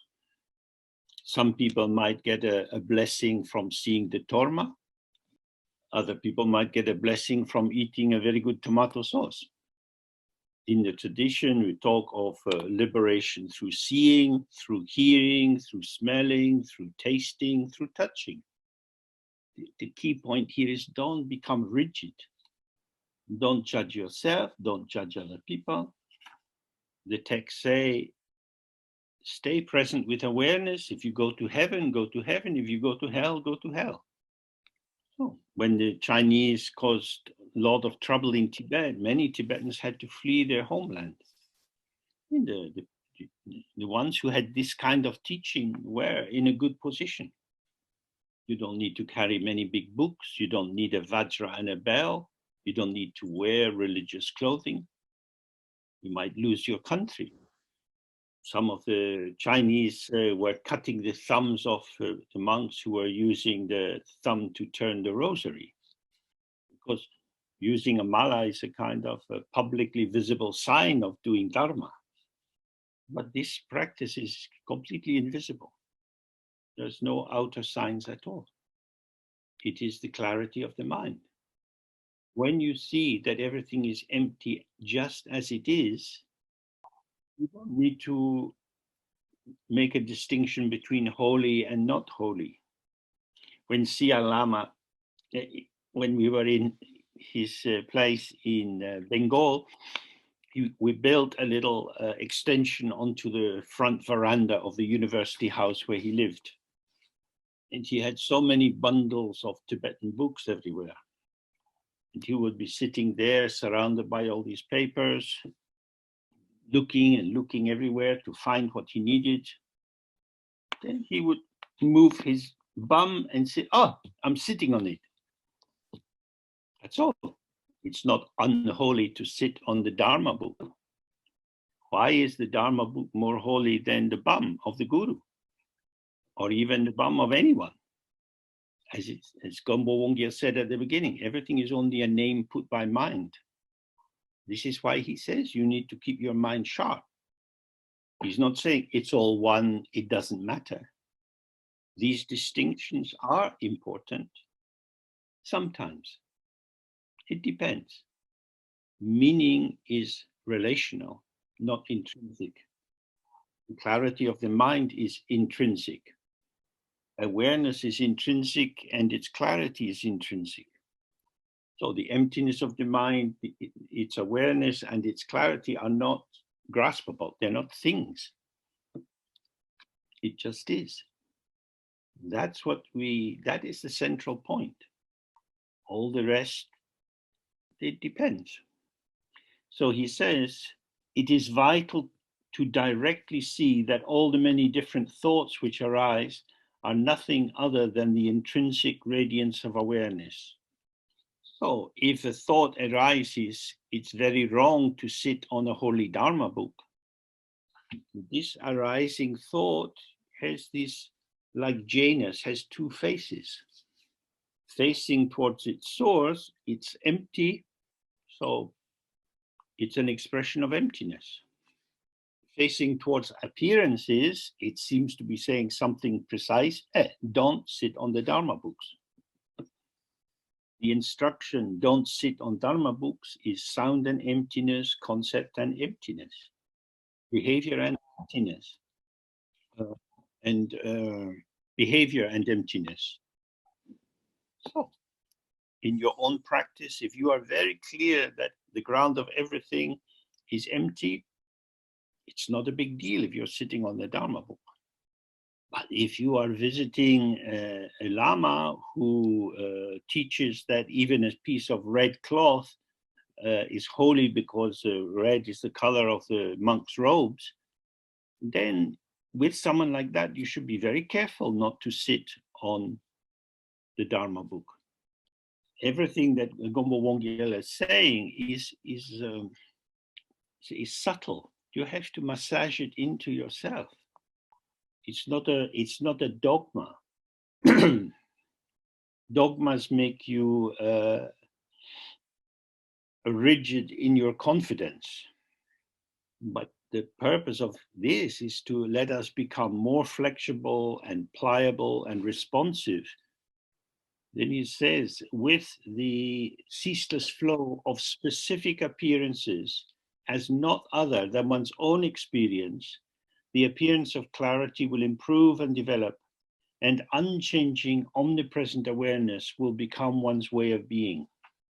So the ceaseless flow of specific experiences means this, self-arising and self-vanishing. So if you live next door to somebody who plays music very loudly and it annoys you, then if you listen to the music or hear the sound, the thought, oh, not again, is just a thought. The thought, not again, is fresh and vanishing. The sound is fresh and vanishing. Because if you bring all your experiences of the noise together and compound them, beat them together, it becomes very, very heavy. You feel persecuted. We want to stay fresh, here, now, open, arising and passing. The past is gone. Oh God, it's going to be Sunday night. They always play the music on Sunday night. This is you persecuting yourself. When the sound comes in your ear, one thing we can guarantee is that this particular moment of sound has never been heard before. Oh, I hate the music they play. The music is a gathering term. It's a wrapper. Inside this, the particular momentary notes are brought together into this forceful attack on yourself. When you start to observe your mind, you see all the energy that goes into conceptual interpretation. The note comes and vanishes. What can you build on top of one note? Well, the music is a sequence of notes. So he says here, the ceaseless flow of specific appearances. This note is not that note. What is the quality of this note? Arising and already going. And the next, arising and already going. This is what you can observe as the quality of the note. If you say, this is terrible, that's a quality of you. That's not inherent in the music. Because the people next door presumably don't want to persecute themselves. They're playing music they like, but you don't like it. So then you can see, I am persecuted by myself. If you stay with the specific, the freshness of each moment will not give you a basis for compounding, for building up a conclusion about anything, including yourself. And then, as he says, you see that these specific appearances to be not other than one's own experience. So then there is no basis for universal propositions. So again, no accumulation and no propagation. And therefore, the appearance of clarity will improve and develop because you experience directly this, yes, came fully and gone. Gone, nothing to do with it. It leaves no trace. That's why it's clarity. It's the self-cleaning mind. For the ego is not like that. The ego is marked and smeared and layered with the impact of experiences. Oh, I'm so tired of this. Every day it's the same. That, of course, is not the actual truth, but it is the experience of the ego self. So when clarity is shining, then unchanging, omnipresent awareness will become one's way of being. That is to say, whether you are walking or sitting or talking, you experience it as arising now. Now, you could say this is the fulfillment of mindfulness. We have a kind of dualistic mindfulness in which I am being attentive to the taste of my cup of tea, and I'm kind of tracking the unfolding of the flavors in my mouth. But this can be, excuse me, this can be thinned to a non-dual mindfulness in which you're not mindful of anything that is happening, but of the entire field of appearance as it shifts. So, for example, in the dualistic mode, I might become mindful of changes in sensation in my body. So this implies I'm willing to accept that the arising and passing sensations in my body are impermanent, but the reason I am able to be mindful of them is that I am some kind of a permanent lamp illuminating everything.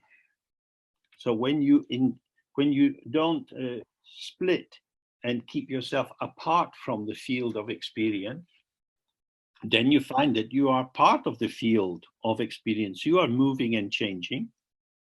And so mindfulness then resolves into the clarity of awareness. Nobody is doing it. As long as there is subjective agency, a doer, a maker, you are tending towards duality. So how can things happen if you don't plan them? Well, for many things in life, we already are used to the process of how they arise. If you're learning to play tennis, there's a lot of things to be mindful of. But if you watch professional tennis players, they are tracking the ball. They're not having to analyze it. They're just moving directly with the movement of the ball. So as the person facing them rises to serve the ball, they can feel how the movement of that body is likely to establish the trajectory of the ball. And this is the same in martial arts. The master is not like some super processing computer. They are not kind of warmed up and ready to go. They are receptive. They are open to the field as part of the field. And as the field moves, so they move. So these are two examples that speak in some way to what he's describing here. That by remaining as part of the experiential field, your manifestation, this third aspect, the Nirmanakaya, is moving in the movement. It's not acting on the field, it's within the field, it's emerging from the field as the field with the field. And so that's what he means. Unchanging, omnipresent awareness will become one's way of being. The uninvolved clarity of awareness allows the free movement of the connective energy of the field. So when we have questions, yes, but how will I do it? We start to see, oh, this is unhelpful. There is no doer, or if you like, non-duality is the doer. The blessing of this is you see, oh, it's not all up to me. Then the loneliness and the vulnerability of the individual ego self is able to relax and dissolve into its truth, which is to be part of the movement of the field. This is not the product of practice in the sense of rehearsing or preparing. This is arising from the practice of remaining at ease, balanced in this moment now. There's no choreography here. No one can tell you what to do. It's not something you're doing, but it's like learning to ride a bicycle. If you once you start to feel what balance is, then you have to rectify imbalance. Very often when people are learning to ride a bicycle, they imagine that balance is something they have to make happen. But if you have this, once you taste the flavor of the alignment of balance, then the issue is to see the dynamic nature of balance. It's not maintained by rigidity. So it's the same in our practice. We're not trying to maintain awareness. The one thing we do need to practice is examining, does the mind have a color, a shape, coming, going, and so on. Once you taste awareness, then you become aware of how you move out of the point of awareness, moving into the past, into the future. The only place to find awareness is here and now. So then you see, oh, concepts, ideas, memories, if I am not careful, become like people in a rugby match trying to push me off balance. In rugby, there is a lot of hitting. It's a contact sport. But in martial arts, the master is not getting into very much contact. So this is how we want to be: relaxed, balanced. And sometimes, of course, movements arise. It's not rigid, but you don't get pulled off balance.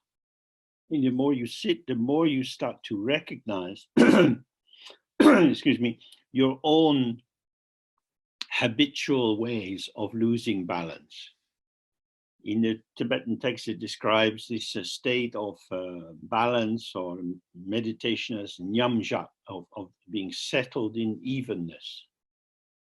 What we've looked at today is very specific on this point. Everything is the radiance of the mind. distraction is the radiance of the mind. So you're here, you were here this moment, now you're off balance here, but because you're here, you're balanced. Oh, it shouldn't be like this. Or, oh, my mind needs to be more settled. Deeper thoughts, let them be. Don't do micromanagement. Don't adjust. If you stay present, all difficulties are self-liberating. But if you try to stay in charge and sort things out according to your own ideas, you will be busy and lost. Okay, so now we have a break until 1:45. See you then. Pink. Ho. Ho, ho, ho, ho. Bye.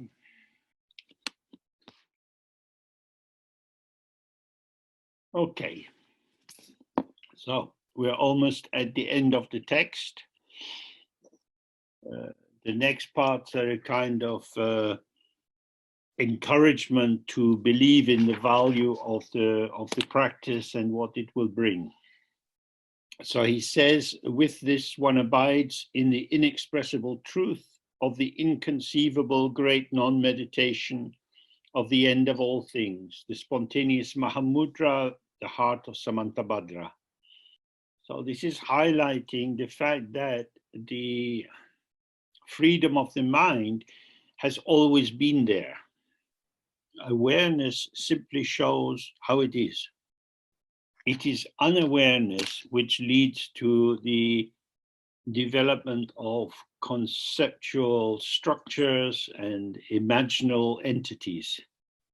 So once the covering is allowed to fall away, it just is as it is. When you awaken from a dream, you are awake. Being awake is being awake. But when you're in a dream, you can't awaken, because the basis of the dream is to rely on a false notion of how it is. So this presentation is slightly different from that which you find in some of the other Buddhist traditions. There are ways of thinking that you have to develop the two accumulations of merit and of wisdom,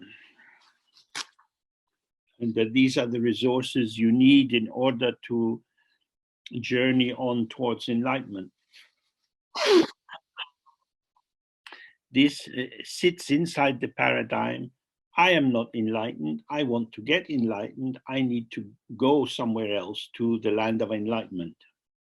So that is the view of the vehicles of the cause. That is to say, you're developing the cause of being able to awaken.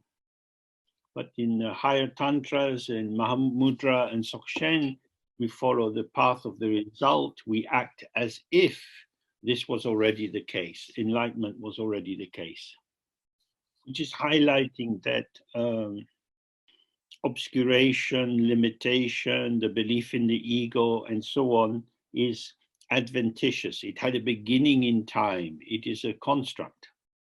But awakening is not going from one state to another state.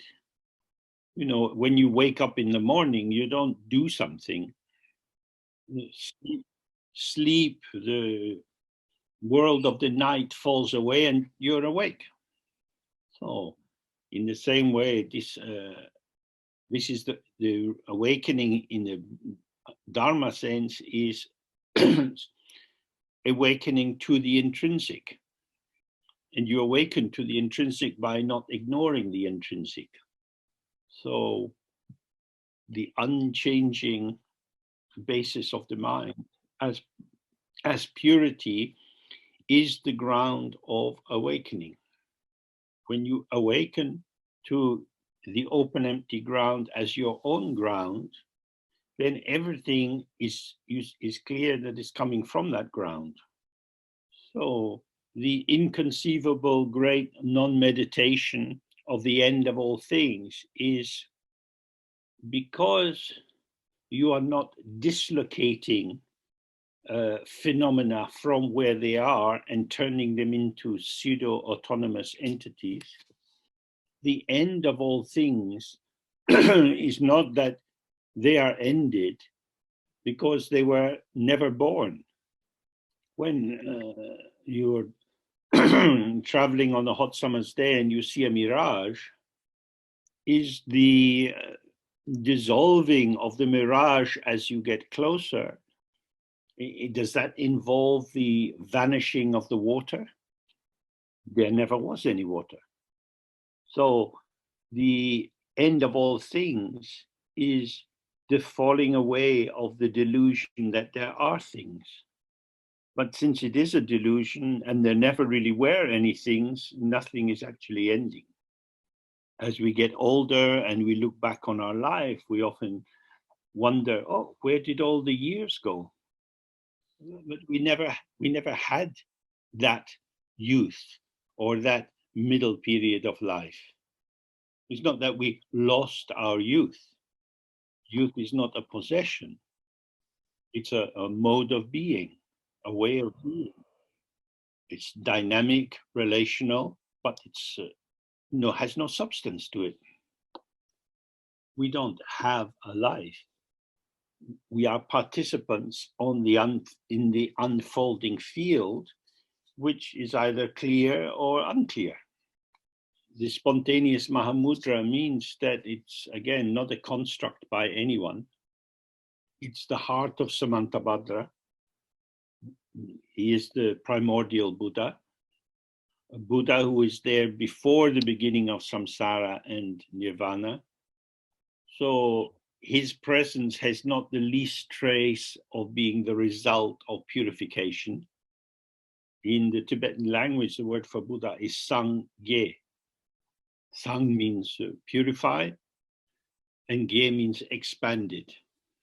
All obscurations and impurities are purified, removed, and all good qualities and virtues are developed and expanded. And that again is a notion of the Buddha as the result of processes. But Samantabhadra has never been in samsara and has never transferred to nirvana. So to be in the heart of Samantabhadra is to be in the unchanging purity of the mind. Then he says, in the bardo you will be liberated in infinite hospitality. That is in the Dharmadhatu. Dharmadhatu is another term for the openness of the mind. It's the dhatu or the space within which all the dharmas or phenomena arise. In terms like dharmata, dharmakaya, dharmadhatu. Dharma doesn't mean the teaching of the Buddha, but it refers to appearance, whether on a subtle or gross level. And so in the bardo, it means at the point of death, when the familiar structures of this world start to fade for you, and the familiar house of your body is losing its vitality, then the subtlest forms of consciousness start to leave the body. Now, because you have become used to sitting in this openness, free of desire, free of agitation, not grasping at anything, with the dissolving of the structures of this life, there is just open space, and you settle in that. Normally, if we lose our bearings and we're lost, we try to work out where we are. But here we just stay open, nothing to do. Gradually, experiences arise. Okay, so we've been here before. The root mobilizing force of the activity which generates samsara is the vibration of anxiety, the dislocating force of what, why, what? There is a kind of energetic retraction. But what he's describing is that we release ourselves from this tendency to anxious contraction by remaining open, whatever comes. He says you will truly have the power to work for the benefit of all beings. Beings suffer from a root cause and from secondary causes and then from circumstances. The root cause is being unaware of their own ground. The secondary cause is the identification with I, me, myself as this particular formation. And the third situational one is our reactivity as our fragile and unstable self-shaping is moved about by the circumstances that occur. So the more you are connected with the openness of your own mind, that presence communicates in a subtle way with other beings, and without you having to do anything, there is a kind of ambient healing. So this is very different from the ordinary notion of compassion or kindness or doing something for someone. The helping is grounded in freeing people from their lostness in delusion. So he says it is vital to practice in this way. It's really a very short and effective text to remind us of the key point. So this concludes that text. Reading a text is one thing. Reading your own existence moment by moment, that's another. We know the language of commentary, so we can always read that. But the language of immediacy, that's different. In the language of immediacy, the text and the reader are non-dual. They are never been separated. Sometimes we have moments where everything seems very clear, where an event seems just pellucid. So the more we put ourselves into this intrinsic openness, the more space there is for these moments of lucidity to arise. Oh, I hope the text will encourage you to spend some time being close to your true nature or how you actually are. Oh, a few questions have come through. And the first one is to say something more about releasing. We use this word for prisoners coming out from the jail. They are released when they have served their time. Their freedom was limited because they were trapped inside a system. So we are trapped inside the system, the samsaric system of believing that there are real entities out there and there's a real person inside. And what I've highlighted several times is that this experience of true or real entities is a construct. It is maintained by an activity that we do not even recognize we are doing. Walking around in London, you can see quite a lot of people who have hunched shoulders, high and tight. They're kind of holding themselves up and in. Wilhelm Reich described many of these particular patterns of holding. Very often people don't recognize that they are full of tension and that this rigidity is locking and restricting the free movement of their energy. So the more you are present in your life, the more you can feel the impact of events in how you tense up. Then, of course, we can just tense our hand into a fist and then release it.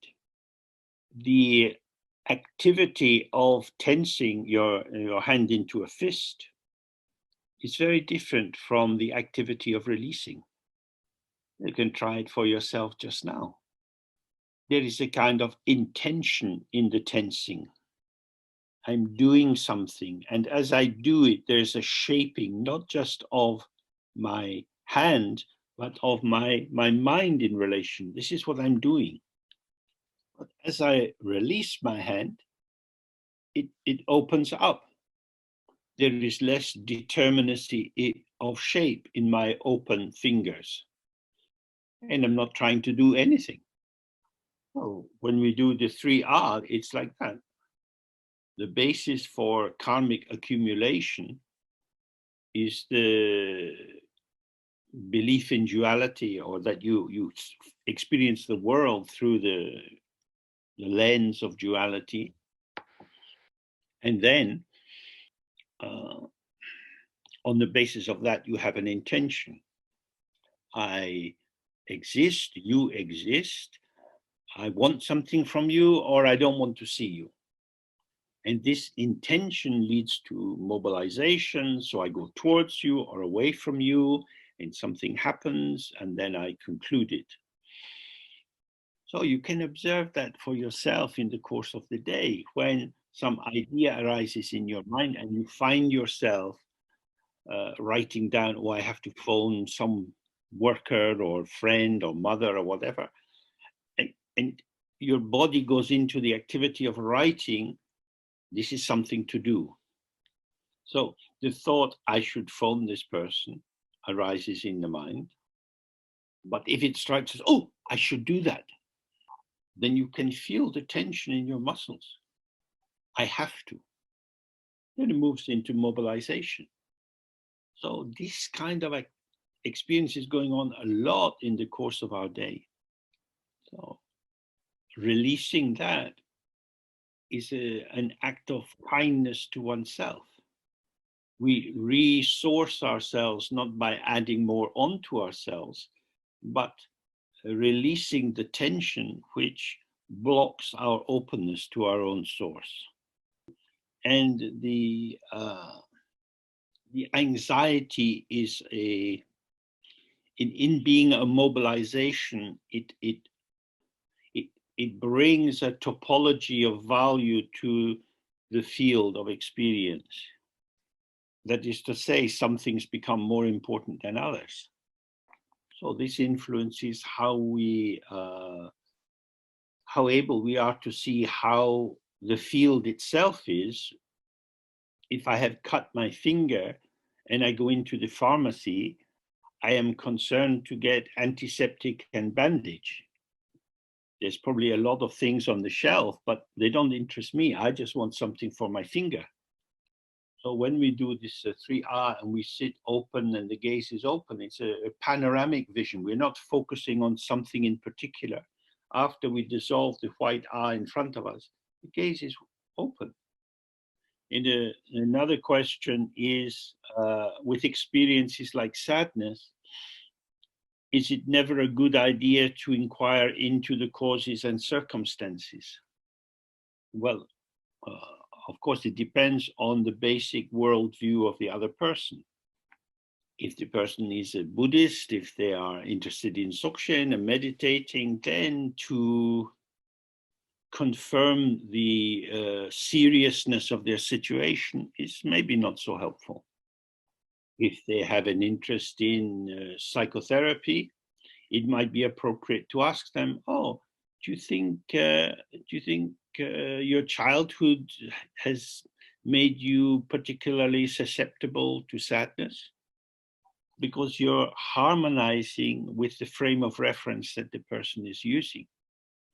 In the text, general Buddhist text, it says that the Buddhas and Bodhisattvas teach and respond to people according to how they are.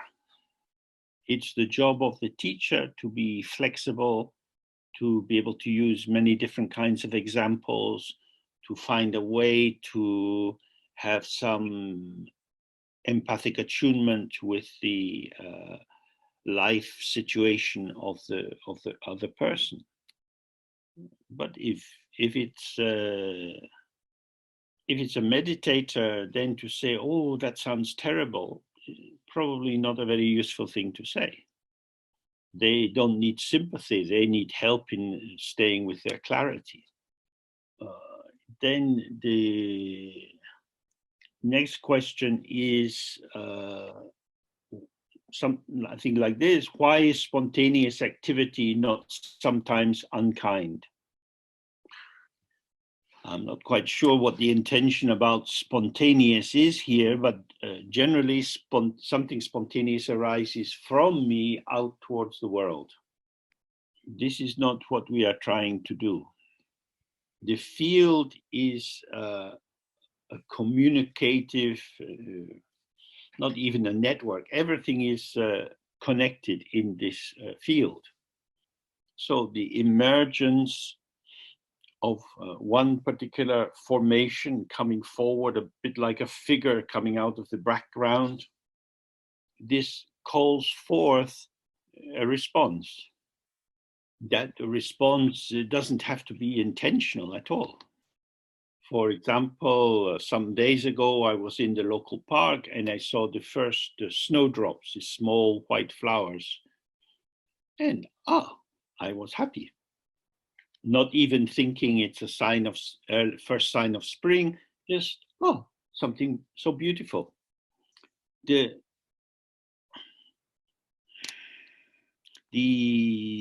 I don't know, the archetype or the image of the lonely hero, the one finding their own way out of samsara, is not good news.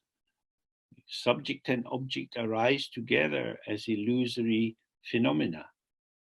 So if you're open to the ground and you're open to the field, then the movement in the field that arises from this is a gesture of the integrity of the field.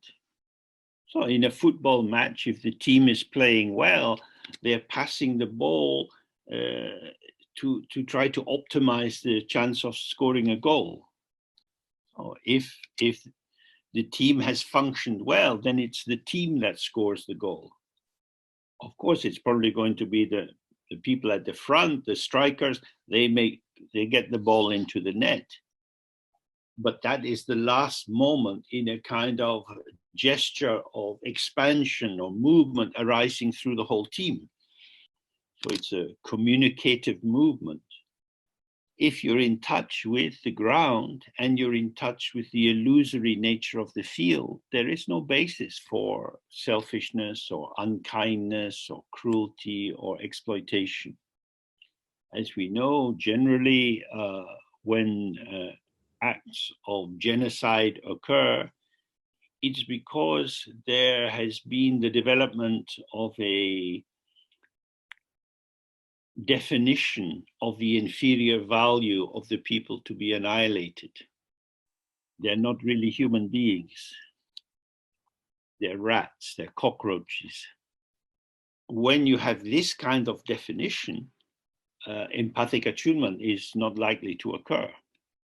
When you see someone as kind of disgusting or unworthy, then killing them is not so difficult. They're not one of us. When we take the Bodhisattva vow, we embrace all beings. All beings are one big family. And so we pray for the liberation of cockroaches and rats. They have Buddha nature. So if we think, oh, you're a cockroach, oh, may you get enlightened. You don't think, oh, now I have to kill you. Oh, like that. Dharma is always softening the harsh definition of self and other, and softening the barriers that exist in the free flow of connectivity of the field. So at the end of the text, I was saying quite a lot about compassion and kindness, that it's not about me being kind to someone else on the basis of their suffering. I mean, it could also be that I want to take care of the person and help them. The doctor helps the patient because he doesn't want the patient to suffer and he wants them to be healthy. But generally in Dharma, we're wanting a bit more than just physical health, which anyway will fade with the years. We want the enlightenment of all beings. What is it that blocks this enlightenment? It is their preoccupation that gets in the way of them relaxing into their own ground. And so what is required is that we find people where they are. We don't start with the recipe book. We start with the tomatoes. What does the tomato let me do? Some tomatoes are best for salad, some are best for cooking. If we are responding to the situation, the desires that we have, the interpretive framework that we have is not the most important factor. It's how it is. Then we have some more question. Yeah, so this is a question saying, when I was talking about particular hobbies and behaviors, with staying with open awareness and allowing the self-emerging patterns of compassionate action, do we not gradually stop engaging things that don't serve either us or others? Okay. Do you want to say the first part then? Well, I'll say it again, just very condensed form. It's clearer for me. It's like, if we don't have to change our outer behavior, if we stay present with awareness over time, getting more in this, will our limiting patterns fall away by themselves? I think that is correct. That's accurate. Because if you try to change your behavior, you may change the outer form of behavior, but you are subtly reinforcing the underlying structure of subject, verb, object. So if you can just trust to be open and available, you will see more of how you are and how other people are. When you notice how other people are walking about, sitting in a cafe, standing at the bus stop, you notice the dynamics of interaction. You see how somebody who has a lot of fear or lacks self-confidence is a bit shy and holding themselves back. Here they are in a big world. There's no manifest danger around them, but they are haunted by ghosts of past situations where they may have been insulted or hurt. When we see that and we're touched by their suffering, we feel a warmth flowing to the person. May you be well.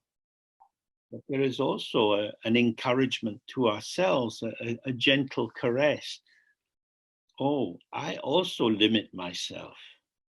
I am a museum of the sad moments of my life. These situations of childhood and adolescence and so on, somehow I haven't let go of them. And that helps us to return our attention to how we hold the echoes of the past. This echo is like a vibration. So one way of thinking of this is like the pipes, the nadi pathways of energy in the body. They can get blocked or knotted by trauma experiences. Then the wind or that's moving in these channels, or the connective energy gets trapped, and so it vibrates according to that length of piping, if you like, just like playing a flute, and your finger moves up and down, and the different notes reflect the length of the area available for vibration. Our ego self is indeed the museum. It is constructed out of past events, but the past is gone. This moment is open and fresh, but it doesn't feel open and fresh for us because we are in this formulation of the ego self. I am carrying the past, sometimes on a conscious level, sometimes on a less conscious habitual level. The outer signs of that is that we might be very critical about ourselves or about other people. So the critical voice of a parent or school teachers or whoever continues to occupy some psychic space. And these positionings and permissions to speak or not speak and so on can become isolated as self-states or islands of fragments of self inside us. So it can be very helpful to observe your postures, your gestures, the things in your life that still frighten you, the situations you avoid, the certainty you feel that people will perceive you in a particular way. So when you have this sense, then when you maybe sometimes do Vajrasattva practice, or you do the Guru Yoga with these three lights coming into you, then you can just gently hold in mind the sense of these veils or opaque, dulling densities of self-identification which seem to hover inside you. And then really focus when you're praying or doing mantras on these rays of light coming in, and it's thinning and thinning and thinning all that is dark and dense and compacted and constructed in your sense of self.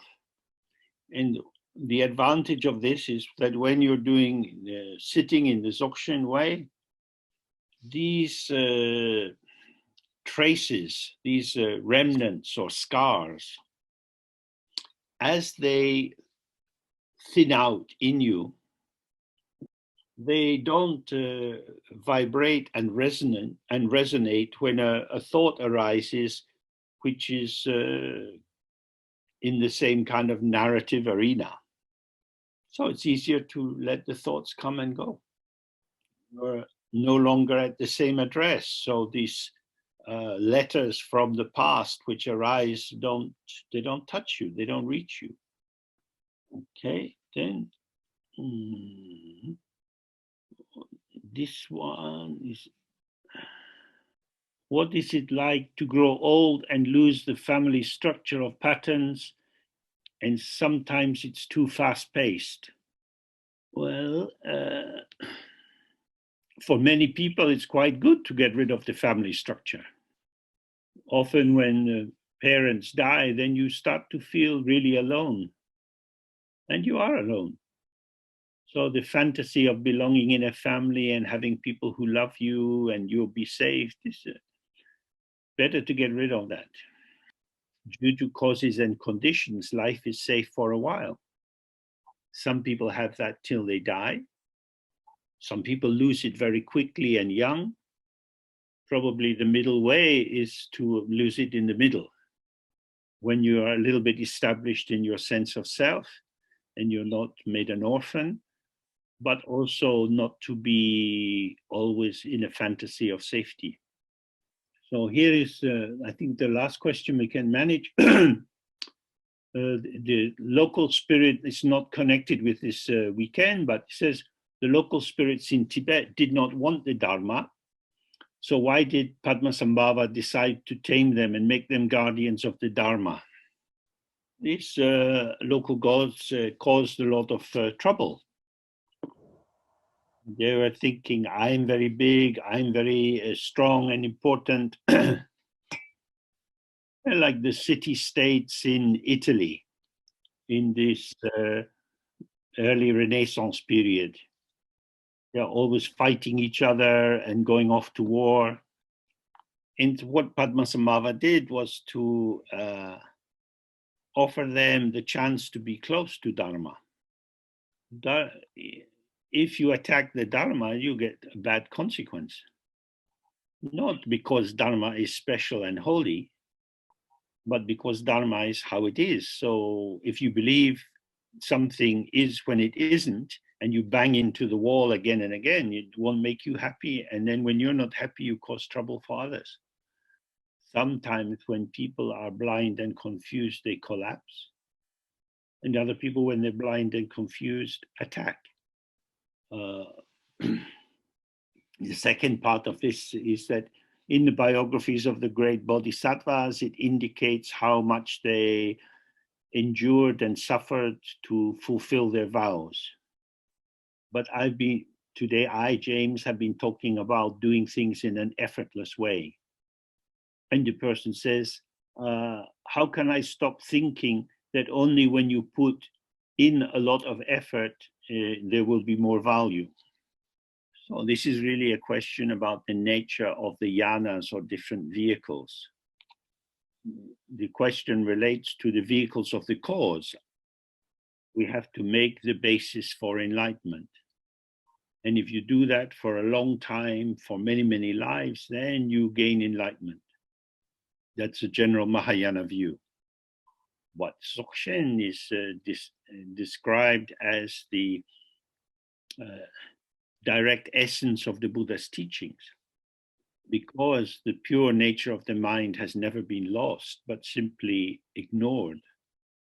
You don't have to work hard to get it. It's not a thing. You can't buy it or lose it or trade it. You can't develop it or make it or mature it or ripen it. So if you hear this and you really hear it, then it speaks to the question. But all my life, people have told me to work hard and do my best. But Siya Lama always said to me, take the easy way. Why do you want to struggle? Why are you washing something which is clean? In the world of psychotherapy, that's an indicator of obsessive compulsive disorder. Although people's hands are clean, they keep washing them. The Dzogchen is saying, the first teaching is that the mind is pure from the very beginning. So why are you washing it? Oh, I'm sure it's dirty.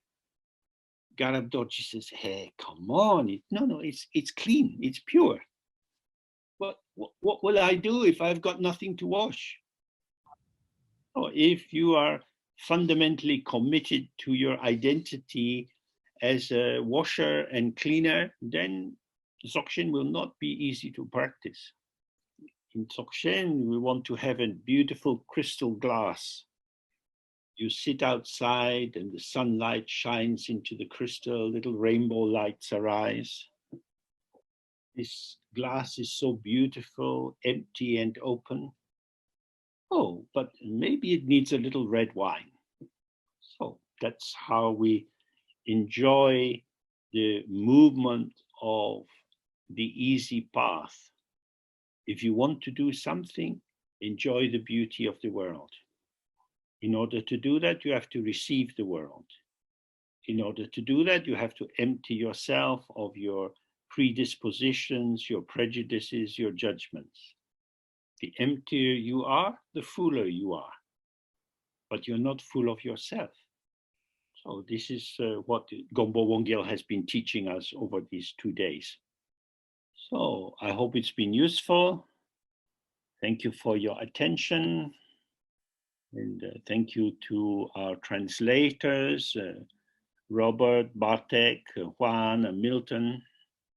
It's very nice that people from Poland, South America, and so on can gather for this brief time together. many of us don't live close to other Dharma practitioners. So at least in these moments, we get some sense of fellow feeling, which is sustaining for the path. And thank you to Pedro for recording this weekend, and the recordings will be made available in due course. So now is the time to say goodbye. Goodbye. Bye-bye. Bye, James. Thank you. Goodbye. Bye-bye. Bye. Bye. Thank You. Obrigado. Thank you. Thank you, everybody. Thank you, Milton. Bye, everyone. Okay, thank you. Coisa boa. Thank you. Obrigada. Obrigada. Obrigada a todos. Well, everybody. Obrigado, obrigado, obrigado, obrigado, obrigado.